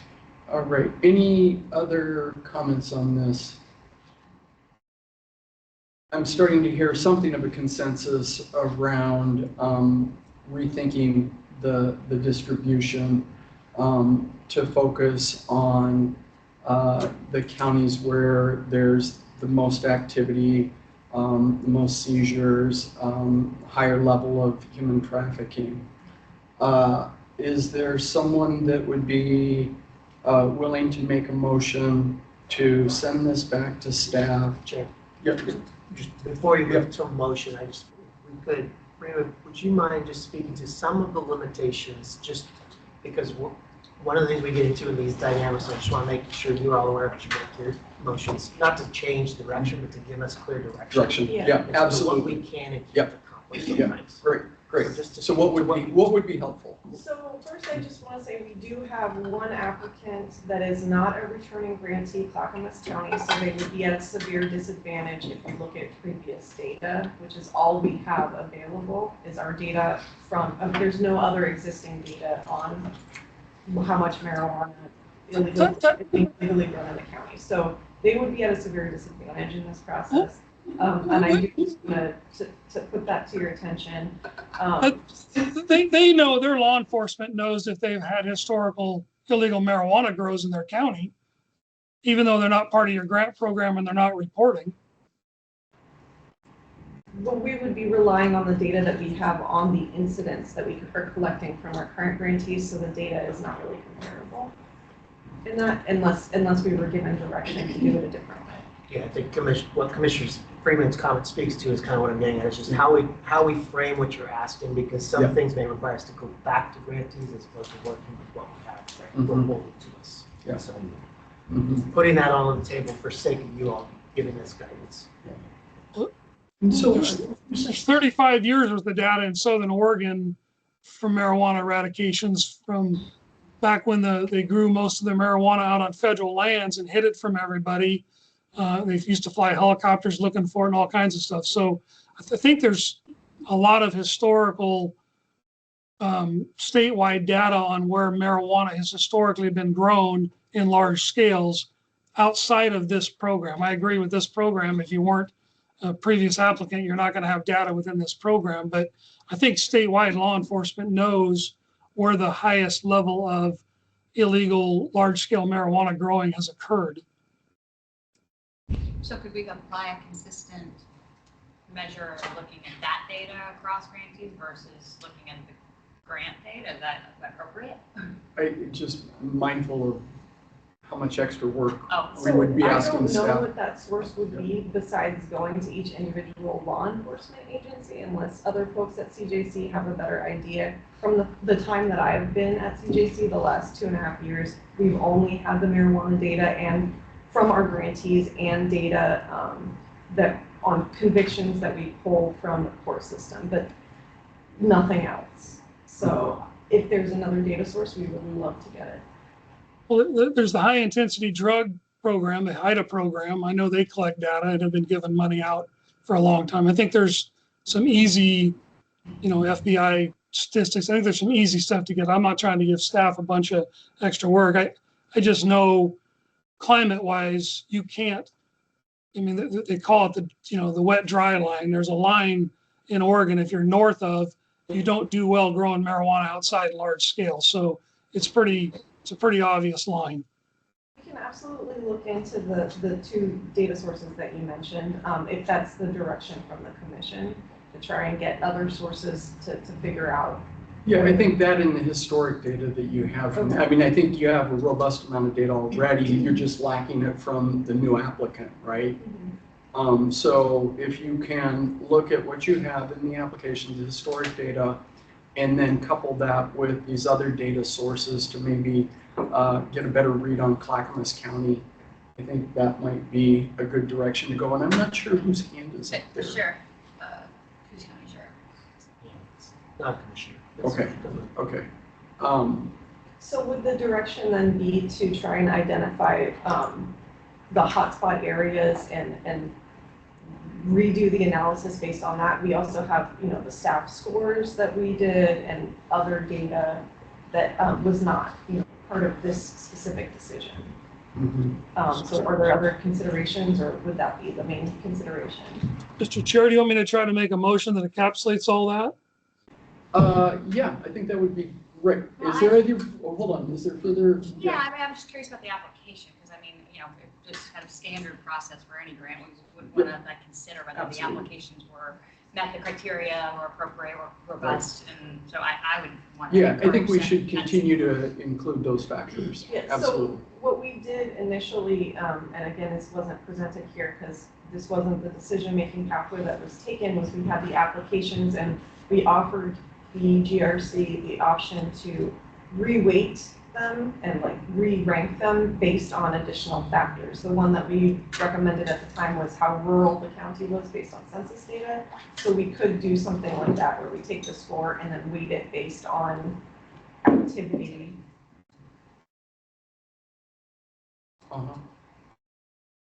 Okay, I want to keep us moving because we still have quite a bit to do here. I do see that Commissioner Norton's hand's up, and I think we have a sheriff who also has his hand up. If you want to comment very briefly, Sheriff, that would be great. Thank you. I appreciate it. I don't know if it's unusual for us to comment or not, but like Commissioner Freeman said, I appreciate you guys have a hard job. I think one of the smartest things you do is that broad coverage. I understand the wet dry line and the southern part of the state is super important. I also know that our stats make us look really expensive with that $2,145 per plant. And I think that's because we have such limited resources. We have 2 people doing this. They are busy. And unfortunately, I think the CJC grant that we're talking about really is probably one of the only ways that we're going to get to do any marijuana, illegal marijuana enforcement. We have had some huge grows in the past. I've actually been on some as part of our SWAT team out there in the federal and state lands that we have. That's a really good point. Haven't had any in the recent past, thank God. We're scared every day that's going to change, which is one of the reasons why it's so important. And I think much more of a reduction is really just what I'm concerned about is just like in Haida, and no offense to Haida, but you know, where it's on the I-5 corridor and on 97, it leaves a lot of the rest of us out there to push out to us. And if we don't have the opportunity to do this illegal marijuana enforcement through grants that we're going to be pushed out to eventually. We're working hard to maintain it where it is right now, to try to reduce what we do have. And I just urge the commission to not give everything precedent just to the areas that are high producing, because what we do have here is important for the future as well. Thank you for letting me talk. Yeah, thank you for your comments. Commissioner Norton. Yes, I think this goes back to kind of what I've said before, and I fully respect your passion, Commissioner Freeman. You and I don't always agree. Sometimes we do, but I appreciate your concern. However, my concern is also that we've asked a grant review committee to weigh all these options and go through this. And my concern is if we start down that road of like, it just makes me wonder, you know, what is the point of having a grant review commission if we're not going to follow the recommendations? That's just my personal opinion. And I wish we had 20 times the money that we do and we could fund everybody fully. But these are hard decisions to make. And so for us, for my fellow commissioners, I just urge us to think about the work that's already been done to put into coming up with these recommendations. Thank you. Commissioner Norton, I don't disagree with you, and I do very much value our grant review committee work. If you saw the chart there was a decision point. Staff had recommended, either to focus on the high use areas or the high, the high problem areas, or do a more geographic disbursement of the funding. And I think there is merit to both decisions. I mean, I think there is certainly a argument to be made that, a little bit everywhere probably does some good also. But I also know, and I've been doing this public financing thing for 20 something years and at pretty high levels in the state, and it's hard. It's really hard to pick winners and losers. It's much easier to say, oh, well, let's just cut everything the same. At some point, just like we do at home, you got to set your priorities. And the legislative priorities, there's 5 of them. Rural areas of the state, large scale unlawful marijuana cultivation, large scale, I say, organized crime involvement, operations to divert marijuana outside the state, and coordinate with community-based organizations around all the humanitarian stuff. So those 5 are the legislative priorities. The legislature in this case is helping us and the review committee to say, if there's not enough money, where would you focus it? And if you look at the information and the data, the historical data, those 5 are all concentrated in one area of the state. And And for those of you that aren't in that area, you're lucky. You really are, because this is really bad stuff. How they treat the environment, how they treat the land, how they treat the people doing this, how those people leave the grow sites and scare the bejesus out of the people that live in those little communities. It's all horrible. And again, I've been in the middle of it now for a decade, and it is really a bad deal. So I think the legislature helps us here, and then it gives us those priorities. And I'm not trying to knock what the grant review committee did. I think they just were trying to, to find a pathway to make everybody happy. And sometimes when you got to make tough decisions, not everybody's happy. Okay, I think we need to wrap this one up. So is there someone that wants to make a motion related to giving commission staff direction about how to reevaluate these applications? I'd be happy to make that motion, and it would be, I would move to have the staff review this, and to the extent possible, following all the parameters, focus the funding on the areas that have the highest illegal activity occurring. Do you want a little more direction in the motion than that, Rima? Because I heard you say, that it's for us to be as clear as we possibly can. Do we feel like that covers it? As the conversation, I think, has been informative, but I do want to make sure we don't feel if there's anything else missing. As long as we can take the rest of the conversation, like talking about applying a weight to the score into consideration with that motion, I think we're fine. Okay. We have a motion made by Commissioner Freeman. Is there a second? I'll second. We have a second by Commissioner Perosa. Roll call, please, Jenny. Commissioner Beach, Yes. Commissioner Freeman, Yes? Commissioner Harris, Yes. Commissioner McPherson, Yes. Commissioner Norton, No. Commissioner Perosa, Yes. and Chair Solomon. Yes. So this will slow down the awards. Yeah. What do we anticipate? I don't want to put you too much on the spot in terms of timing and bringing this back before the commission. What is a reasonable? Great question. So we also have our annual report that's due January 1st. So now is the prime reporting period. I think best if we would say maybe we will aim to get it back to you by December. I know that does crunch on the reporting piece, but November, maybe December, that would be our goal. Recognizing we're also obviously doing all the other. And can you remind me what the funding cycle is on this? That's what I said. That would hopefully keep us in alignment with the funding of the current grantees. Okay, current great. grantees are funded through December. Great. So we Perfect. aim to keep that gap, but there's the potential to be rolling in January. There might be some slight gap. Okay, super. Thank you. All right. And Chair, as it relates to the agenda, I guess. We want to go ahead. I was going to say, we certainly, I think, I would suggest prioritizing returning to the deflection. Yep, that's piece, and then maybe what can get done through the organized retail theft grant. We can bring our JAG request back to you, recognizing that the federal government's currently shut down. Yeah. So your decision may not move too far after today. With the agency updates and other information is just information. Yeah, great. Kelly, are we ready to look at some numbers? I think we are ready. Okay, Yes, great. So we're gonna pull up a revised, quickly revised set of slides back to phase 2 funding. For the record, Kelly Officer, Research Director at the Urban Criminal Justice Commission. A huge thank you to Monica, Will, and Avery for working some magic here in between agenda items. So we're gonna jump back to the slide where we were. So again, you all made the decision to modify the weights. And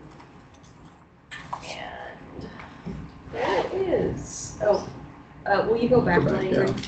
Perfect. Okay, so you all kind of made the decision to modify the weights to look like this. So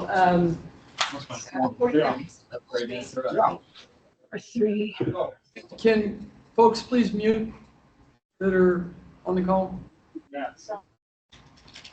Thanks. So, again, modifying the weights here, so the enrolled projections at 45%, projections eligible, same 5%, historic enrollment at 40%, and then the enrollment rate at 10%. So you all have seen what those look like across the counties. Then we do the math on the formula, so let's go ahead to the next slide. So this is the formula as a percentage broken down across the counties with the weights from that previous slide. Now, on top of this will be the minimum funding piece, which I'll show you what that looks like here in a moment. And so this is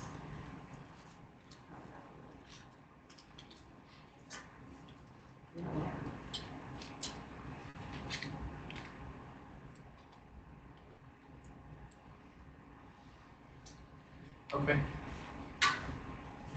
Okay, so with the weights discussed, the formula does look like this. So next we'll show you the actual. So now that we have seen this, we will transition to funding amount. I like that. Going to be late in the afternoon. Let's go ahead and go to the next slide. So you all have seen this visual previously. So this is the breakdown of the total allocation of the BHD funding. So I am going to just quick side note on phase 1. You all approved that previously. We did have 9 counties that did not apply. And so in order to keep phase 1 at the 25%, that amount of phase 1 that those counties has been reallocated back to the 26 that did apply. So I'll show you the phase 1 numbers on the next slide. They're going to be a little higher with that. Phase 2 is a 70% based on that formula you just saw. You will see phase 2 there. Again, this will account for that $300,000 minimum. So we applied the 150 minimum to phase 1. A couple counties, you'll see it for phase 2, and then we'll show you the total amount. So you're going to see a lot of numbers, a lot of funding numbers on the next slide. One quick note, with some rounding of percentages, we sometimes need to adjust this by a handful of dollars. So with some grace on that phase 2 funding there, we may have just some slight adjustments for rounding and when we actually are ready to put this into action. So let's go to the next slide, which is a lot of numbers here. So there you go, phase 1, phase 2, and total across all counties that have applied.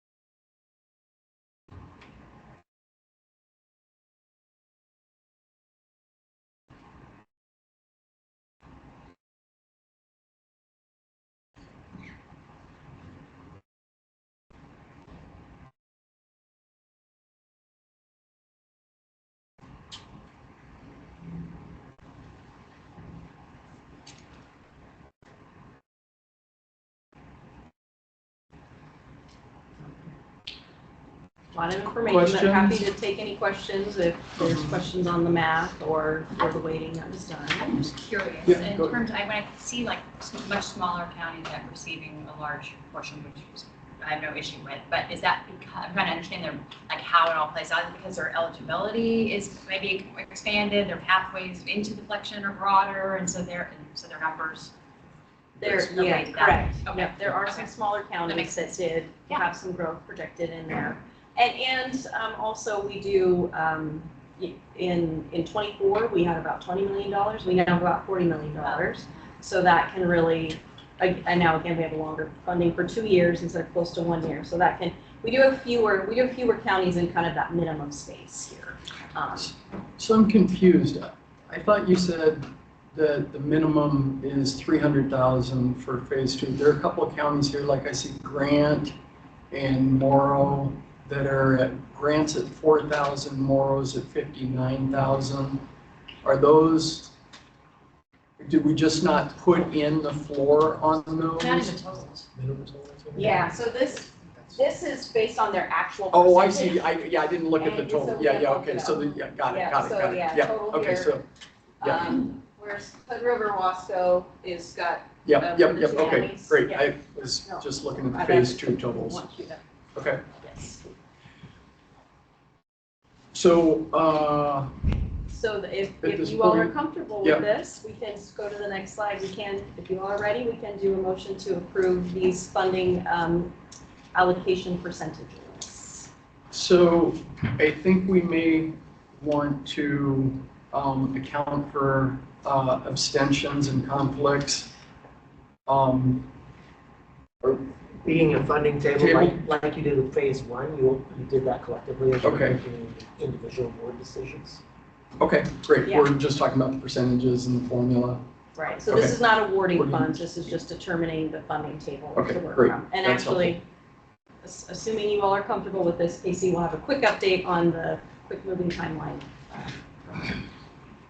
Okay. All right, is there someone willing to make a motion to approve the 25-27 BHD Phase 2 formula percentage allocations and associated funding table for all applicants as previously shown? So moved. Is there a second? I'll second. We have a motion made by Commissioner Beach, seconded by Commissioner McPherson. Roll call, please, Jane. Commissioner Beach, Yes. Commissioner Freeman, Yes? Commissioner Harris, Yes. Commissioner McPherson, Yes. Commissioner Norton, Yes. Commissioner Perosa, Yes. and Chair Solomon. Yes.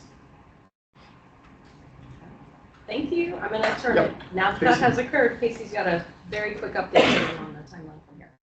Thank you, Kelly. It's pulling up for you. Perfect. So yes, you've seen this particular slide before. Again, sorry for the record. My name is Casey Beck with CJC. I wanted to orient you to time and space to where we're at in this BHD process for 25-27. There are kind of brackets below October with an arrow. That yellow commission meeting is where we're at today. So with the phase one award decisions you made for Grant and Umatilla counties, the phase one efforts have now concluded. And you can see that the green timeline, the phase one stuff, is behind us. Also behind us are those projections work, which is in the blue timeline. And we are now beginning this kind of peachy salmon phase two solicitation timeline at the bottom there. So as part of those phase two efforts, we had the approval for the funding table today. We're planning to open phase two solicitation tomorrow because that decision was made today. And we will allow counties approximately 3 weeks to submit their budgets, and I'll go into the solicitation components briefly. But the goal would be to bring this stuff back to you in December 16th commission meeting for those final award decisions. And in terms of that solicitation, the eligible applicants, only those who applied and were approved for phase one funding are eligible to apply for phase two. If you opted out of deflection for 25-27 and you didn't submit a program proposal, you can't submit a budget. Only one application may be submitted per entity. If a phase one application was submitted by a consortium, aka Hood River and Wasco counties, only the primary applicant needs to submit an application. And then a phase two application is not required. Any part of an applicant's total formula allocation that's not requested will be forfeited. So if you are happy and hunky-dory with the $500,000 that you got as part of phase one and you don't think that you need additional funding, you don't need to apply for more funding. And any that you do not request as part of your budget, if you make sure you're not to exceed, but if you meet that, you get all of it. If you don't meet the total allocation, you will forfeit that funding.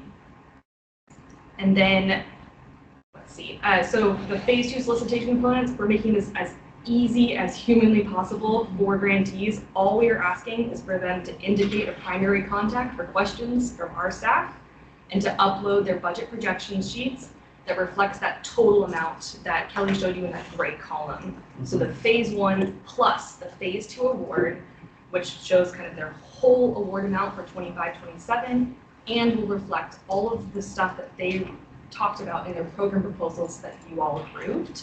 The funding table will be available online this week on CJC's website for reference. And lastly, just kind of what to expect for the application process. I plan on hosting a virtual informational session for folks if they want to talk about what to include in their budgets, what not to include in their budgets. Invites will be emailed to deflection coordinators, and the session will be recorded for anyone who's not able to attend. Again, counties have 3 weeks to submit.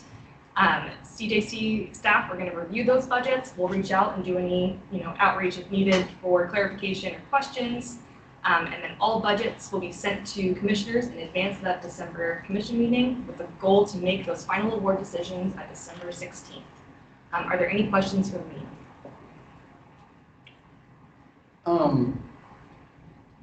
Just to be clear, this phase 2 funding is from January 1st of 26 through June 30th? So the phase 2 Of funding 20, gets added on to the existing award. We'll have folks go through amendments to their current grant agreements. right? And it goes for the whole project period. So if you receive a $300,000 award, in the case of maybe Morrow County, who might apply for that $300,000 award, the project period is July 1st of this year, 2025, through August 31st of 2027. So it's the full 2 years and Okay, month, right. 2 months. Yep. Okay, that's helpful. Great, All right, thank you all. thank you. Okay, moving right along. Next up is the Oregon Retail Theft Grant Application. Shelby. Just one moment.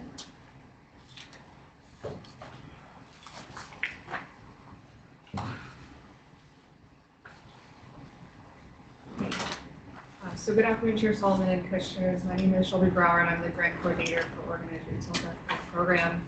And I'm here today to present the preliminary application at a high-level view, and then we can look ahead at our other objectives as well.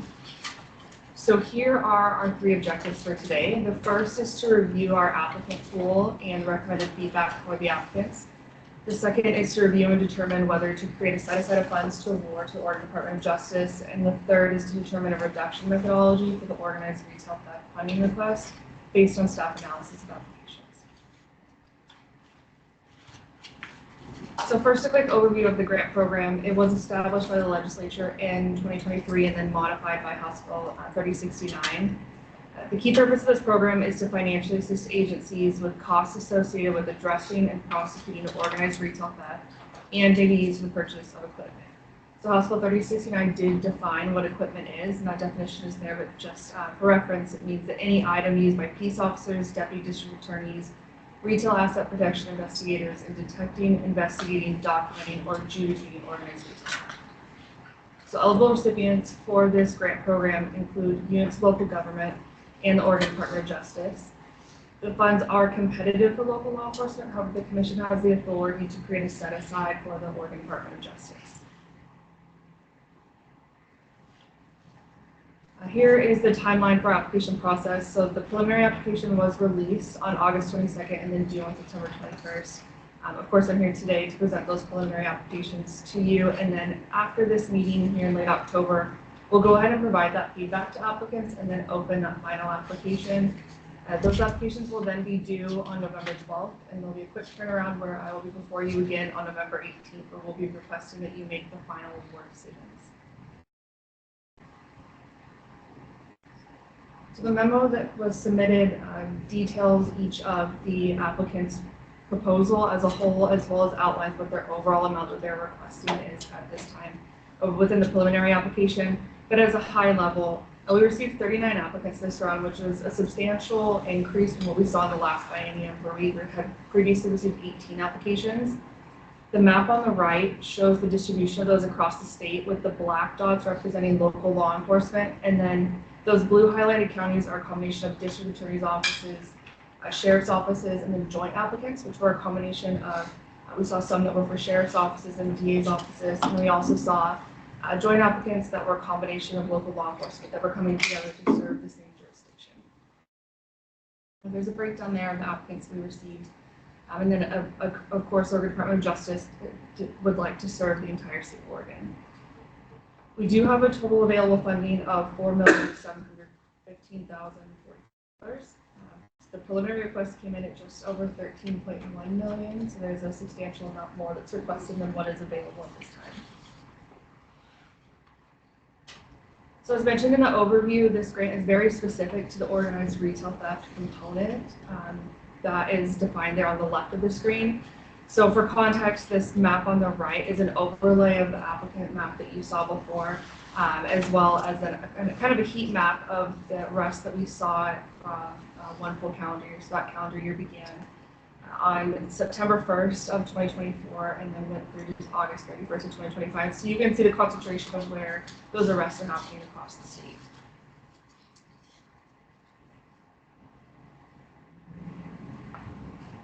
So again, the memo does detail out the amount that the applicants are requesting in total by applicant, but for now, this does demonstrate that total amount, that preliminary request that we've received by the categories themselves. And then it calls out some trends that we saw as well. So within the personnel category, we saw that agencies are requesting items such as dedicated staff members whose full position would be dedicated to combating organized retail theft. We also saw percentages of FTEs and overtime expenses. A common theme that we noticed with the overtime expenses was the request for officers to be able to be involved in those blitz operations that are focused on intersecting organized retail theft. Then within that equipment category, we saw requests for surveillance equipment, license plate readers, vehicles and associated upfitting, and then other various equipment such as radios and electronic storage.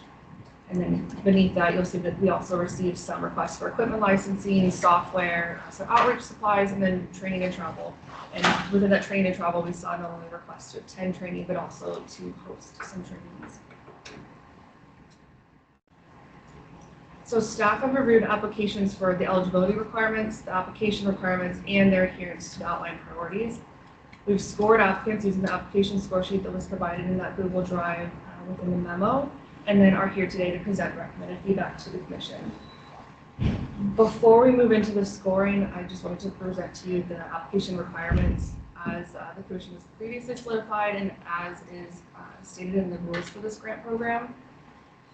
So applicants are required to demonstrate within the application how they meet all of these application requirements as a whole.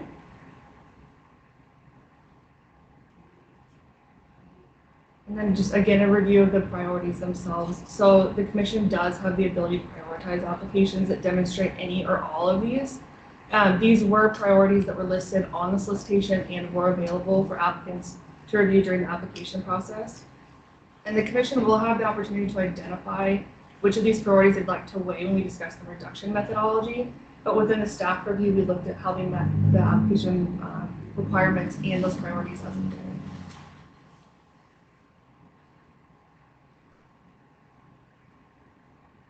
So staff reviewed the narrative responses and the budget projection sheets, again, to see how they adhere to the priorities and the application requirements as a whole. There's an average score of 74%, and this chart here on the right does show the distribution of them across all of the applicants. We did notice a few trends. So the first being that 53% of applicants missed at least one of the application requirements. 26% of applicants requested funding for equipment without identifying or requesting supporting staff. 46% of budget projection sheets were missing either required narrative explanations and or supporting information to determine how those numbers were determined. And then 21% of the proposed goals were not time-based or they weren't focused on organized retail. So with those trends in mind, staff has formulated this general feedback to be sent out to applicants themselves. So the first would be focusing on their narrative responses. We would request that they review the narrative responses to ensure that they've met each application requirement. The 4 that you see there, the 4 that we saw that applicants are generally missing. The next would be focused on budget. Well, stepping back for a moment, we would also call out the one that we've identified that they missed, that they were aware of where we saw that.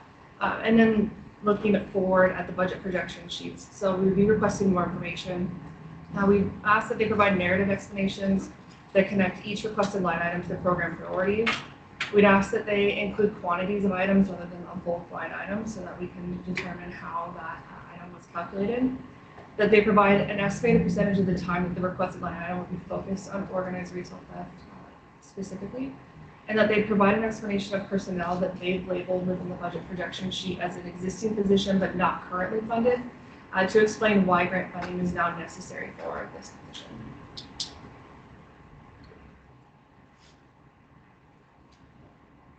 Are there any questions before I move on to DOJ? So we'll take a closer look at DOJ specifically so that the commission has more information to determine if they would like to create a set aside. DOJ's proposal is to assist local law enforcement agencies with organized retail theft incidents that occur in all 36 counties across the state, which would give the team the ability to identify methods and suspects that cross jurisdictional lines, as well as they would like to provide education and training sessions. Their total preliminary request is $599,187.20, broken down there in the 4 categories that you see. It's worth noting that they have met all of the application requirements and have connected their program to all of the commission priorities. So the commission does have 2 potential funding options for DOJ. You could decide to establish an amount of funds to set aside, or you could consider their application as part of the overall process. If you create a set aside for them, then they would be able to submit a final application where they could request up to that full amount. If you would like them to continue through with the process, they would continue on a non-competitive basis. However, the funding, the reduction methodology that we'll discuss later would then be applied to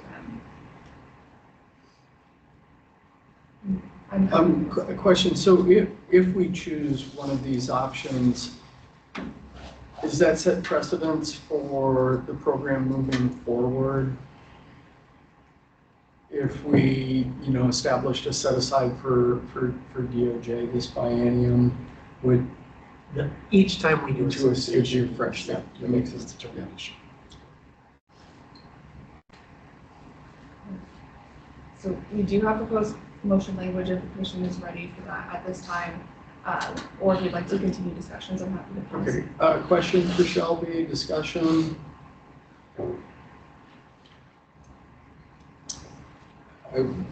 Chair, if I could really quickly, I'm really conflicted with setting aside money automatically to the Department of Justice on this, in part because the vast majority of the work in regards to organized retail theft is happening at the local level. It's not actually happening with the state.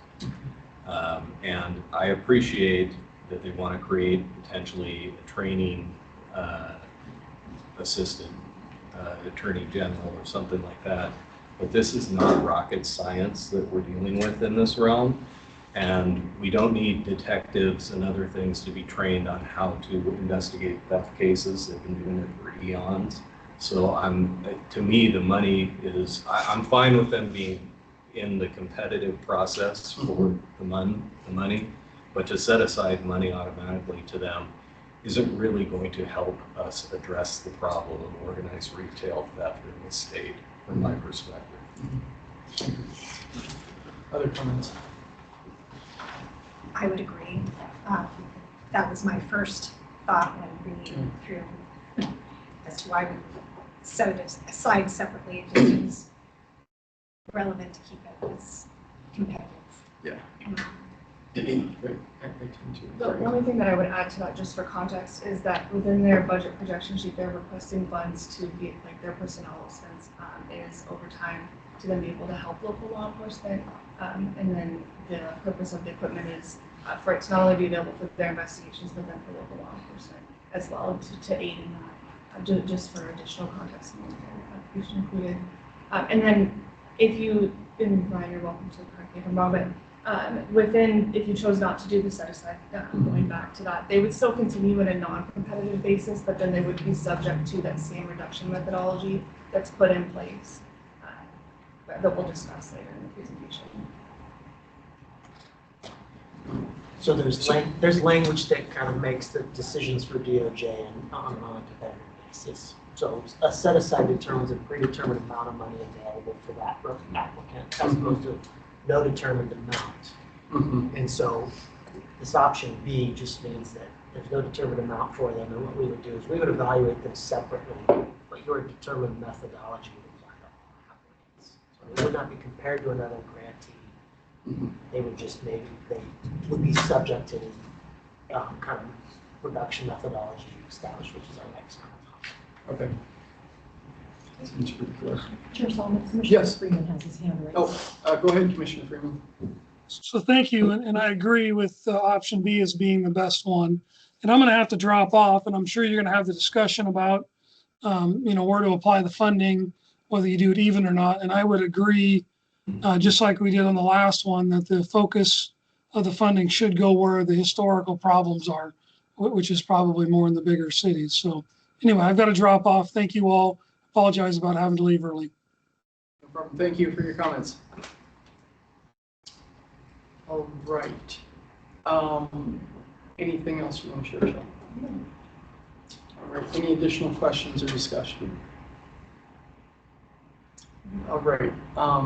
Is there someone that would like to make a motion? So this is the motion to set aside, but Yeah, I'll go back. yeah, okay. It sounded like there was more consensus around option B. So do you have motion language that we could use for option B? I don't have the Okay. specifics of that. Huh? You could just. Okay, great, that's perfect. Is there someone that would be willing to make a motion? No, Jen, to be very, Oh, what? if you're not gonna make a motion to set aside, you could just proceed without. Oh, got it. Okay.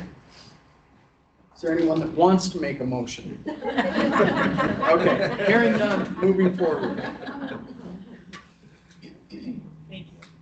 So now looking ahead at the reduction methodology, and so the total available funds then remains preserved at that 4.7 million since we're not doing a set aside at this time.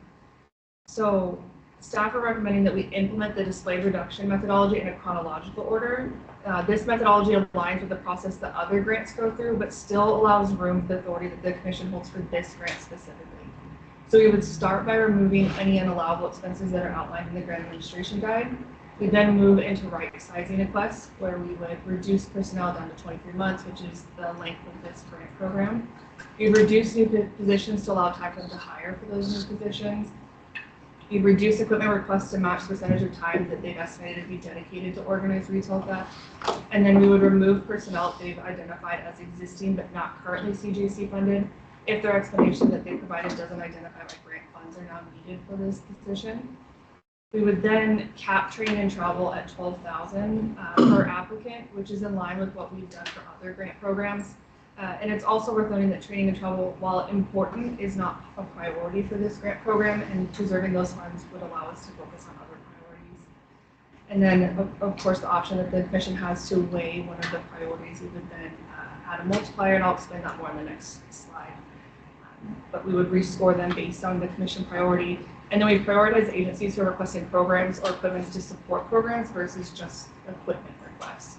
And then we would fund based on their priority as well.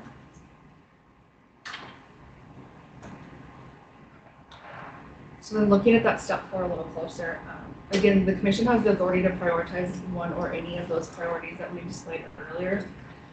Whichever that you identify, we would, a multiplier would be applied to that, and then we would rescore the applicants and rank them based on the priorities that you've identified.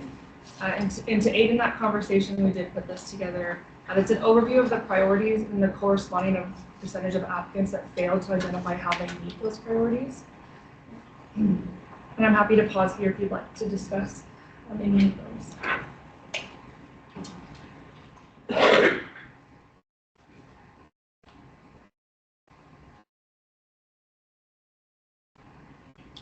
Any discussion? Questions?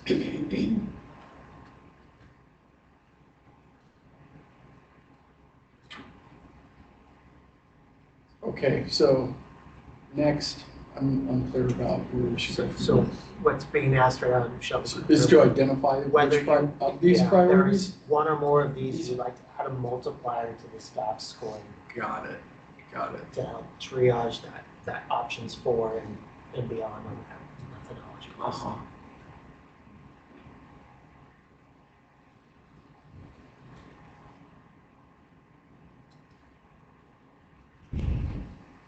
All right, opening it up.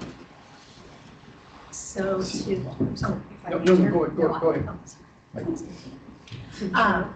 To Commissioner Freeman's point, and I make, my eyes are really bad, forgive me, but do we want to consider putting some weight to that data with regard to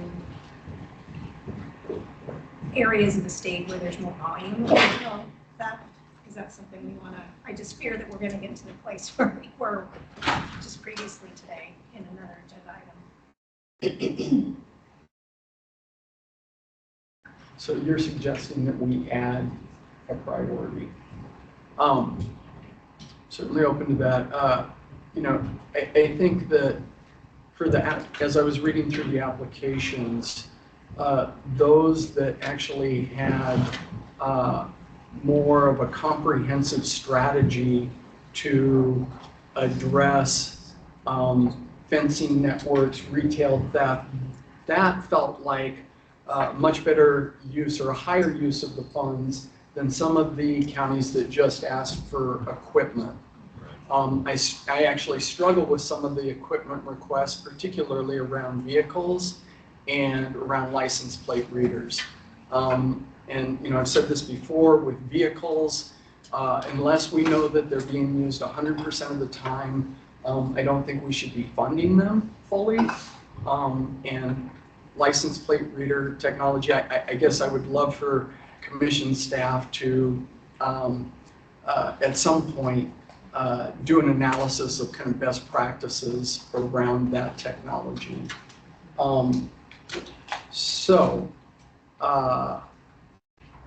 Are there any of these that we want to multiply? I've heard Commissioner Beach say a higher focus on the areas where there's high incidence of retail theft.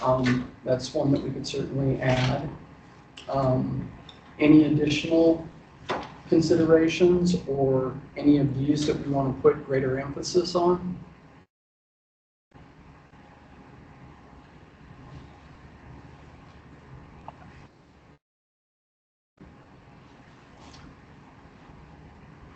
B to me kind of stands out because that gets more at addressing the networks and not just somebody who's busted at Walmart for stealing, you know, underwear or whatever. So, Chair, if I may though, I'll say, just coming from a law enforcement background, a lot of these organized groups that are coming through are actually passing through, and so local law enforcement may have a difficult time ultimately identifying the fencing networks if they're not from their jurisdiction or ultimately maybe from another state. So it could be very hard for law enforcement to drill down as to where a group that maybe is coming here from Washington and hitting the Portland area, they may have a difficult time ultimately identifying the fencing network that that property is then going back to. Yeah, sure.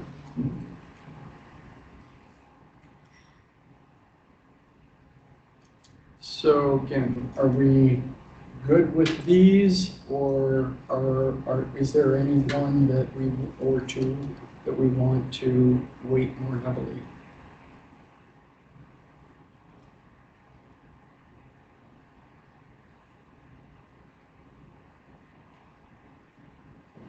Okay, hearing nothing. I think we'll stick with these. I agree. So, Shelby, correct me if I'm wrong, what that means is in your reduction methodology, you ultimately, can you go back to that? Yeah. What it means here is basically removing number 4 as the sequential kind of reduction. There won't be weighting to the priorities beyond what the analysis has already shown. So that would be reflected in how 6 is applied in this structure. Thank you. And then, well, we're about to lose quorum, so just as it relates to the clock. Yeah. Great. So, Shelby? So we can move just, and we do need a motion on this to be able to move forward with the reduction methodology. And so here's some proposed motion based on continuing to move forward with everything and not placing only on any of the priorities. Great. Someone willing to make a motion to adopt the reduction strategy methodology as recommended by staff? I so move. I'll second. All right. Motion made by Commissioner Carosa, seconded by Commissioner Harris. Roll call, please, Jenny. Commissioner Beach, Yes. Commissioner Harris, Yes. Commissioner McPherson, Yes. Commissioner Perosa, Yes. and Chair Solomon. Yes. Chair, are there any other items that we? I think that's it for the action items at this point, so I think we have to get to Coos Bay. So thank you for making the long drive. Chair, I might suggest we just maybe merge it. Yep, great. Yep, let's move the agency updates and we'll wrap up there. All right, sounds good. So thank you. Well, it's a long agenda and a long meeting.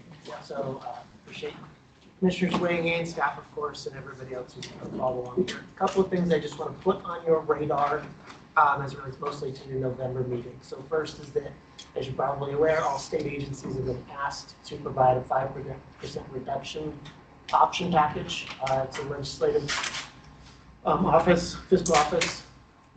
We're working on that now. That'll be due at the beginning of November. So at your next meeting, we'll share with you what the agency has come up with that. Of course, this is just an exercise at this stage. It does not mean decisions are being made by you all, by us, or by the legislature, but it is preparatory for sure the budget need to be balanced or adjusted in some way for the agency. So we'll bring you that. In the grant making space, you're over the cliff. I think you're definitely down. We can go back to a two-hour meeting in November. We do have two, at least, large decisions for you all to make. One being the retail theft grant program, as we just discussed here, following up with final applications and decisions. The jail-based medications for opioid use disorder grant will also have applications and awards for you to approve next month. And then some of these other pieces, it's going to be determined on what we're able to accomplish on time. We're still working on the restorative justice grant re-review directed by you all, and now the marijuana grant.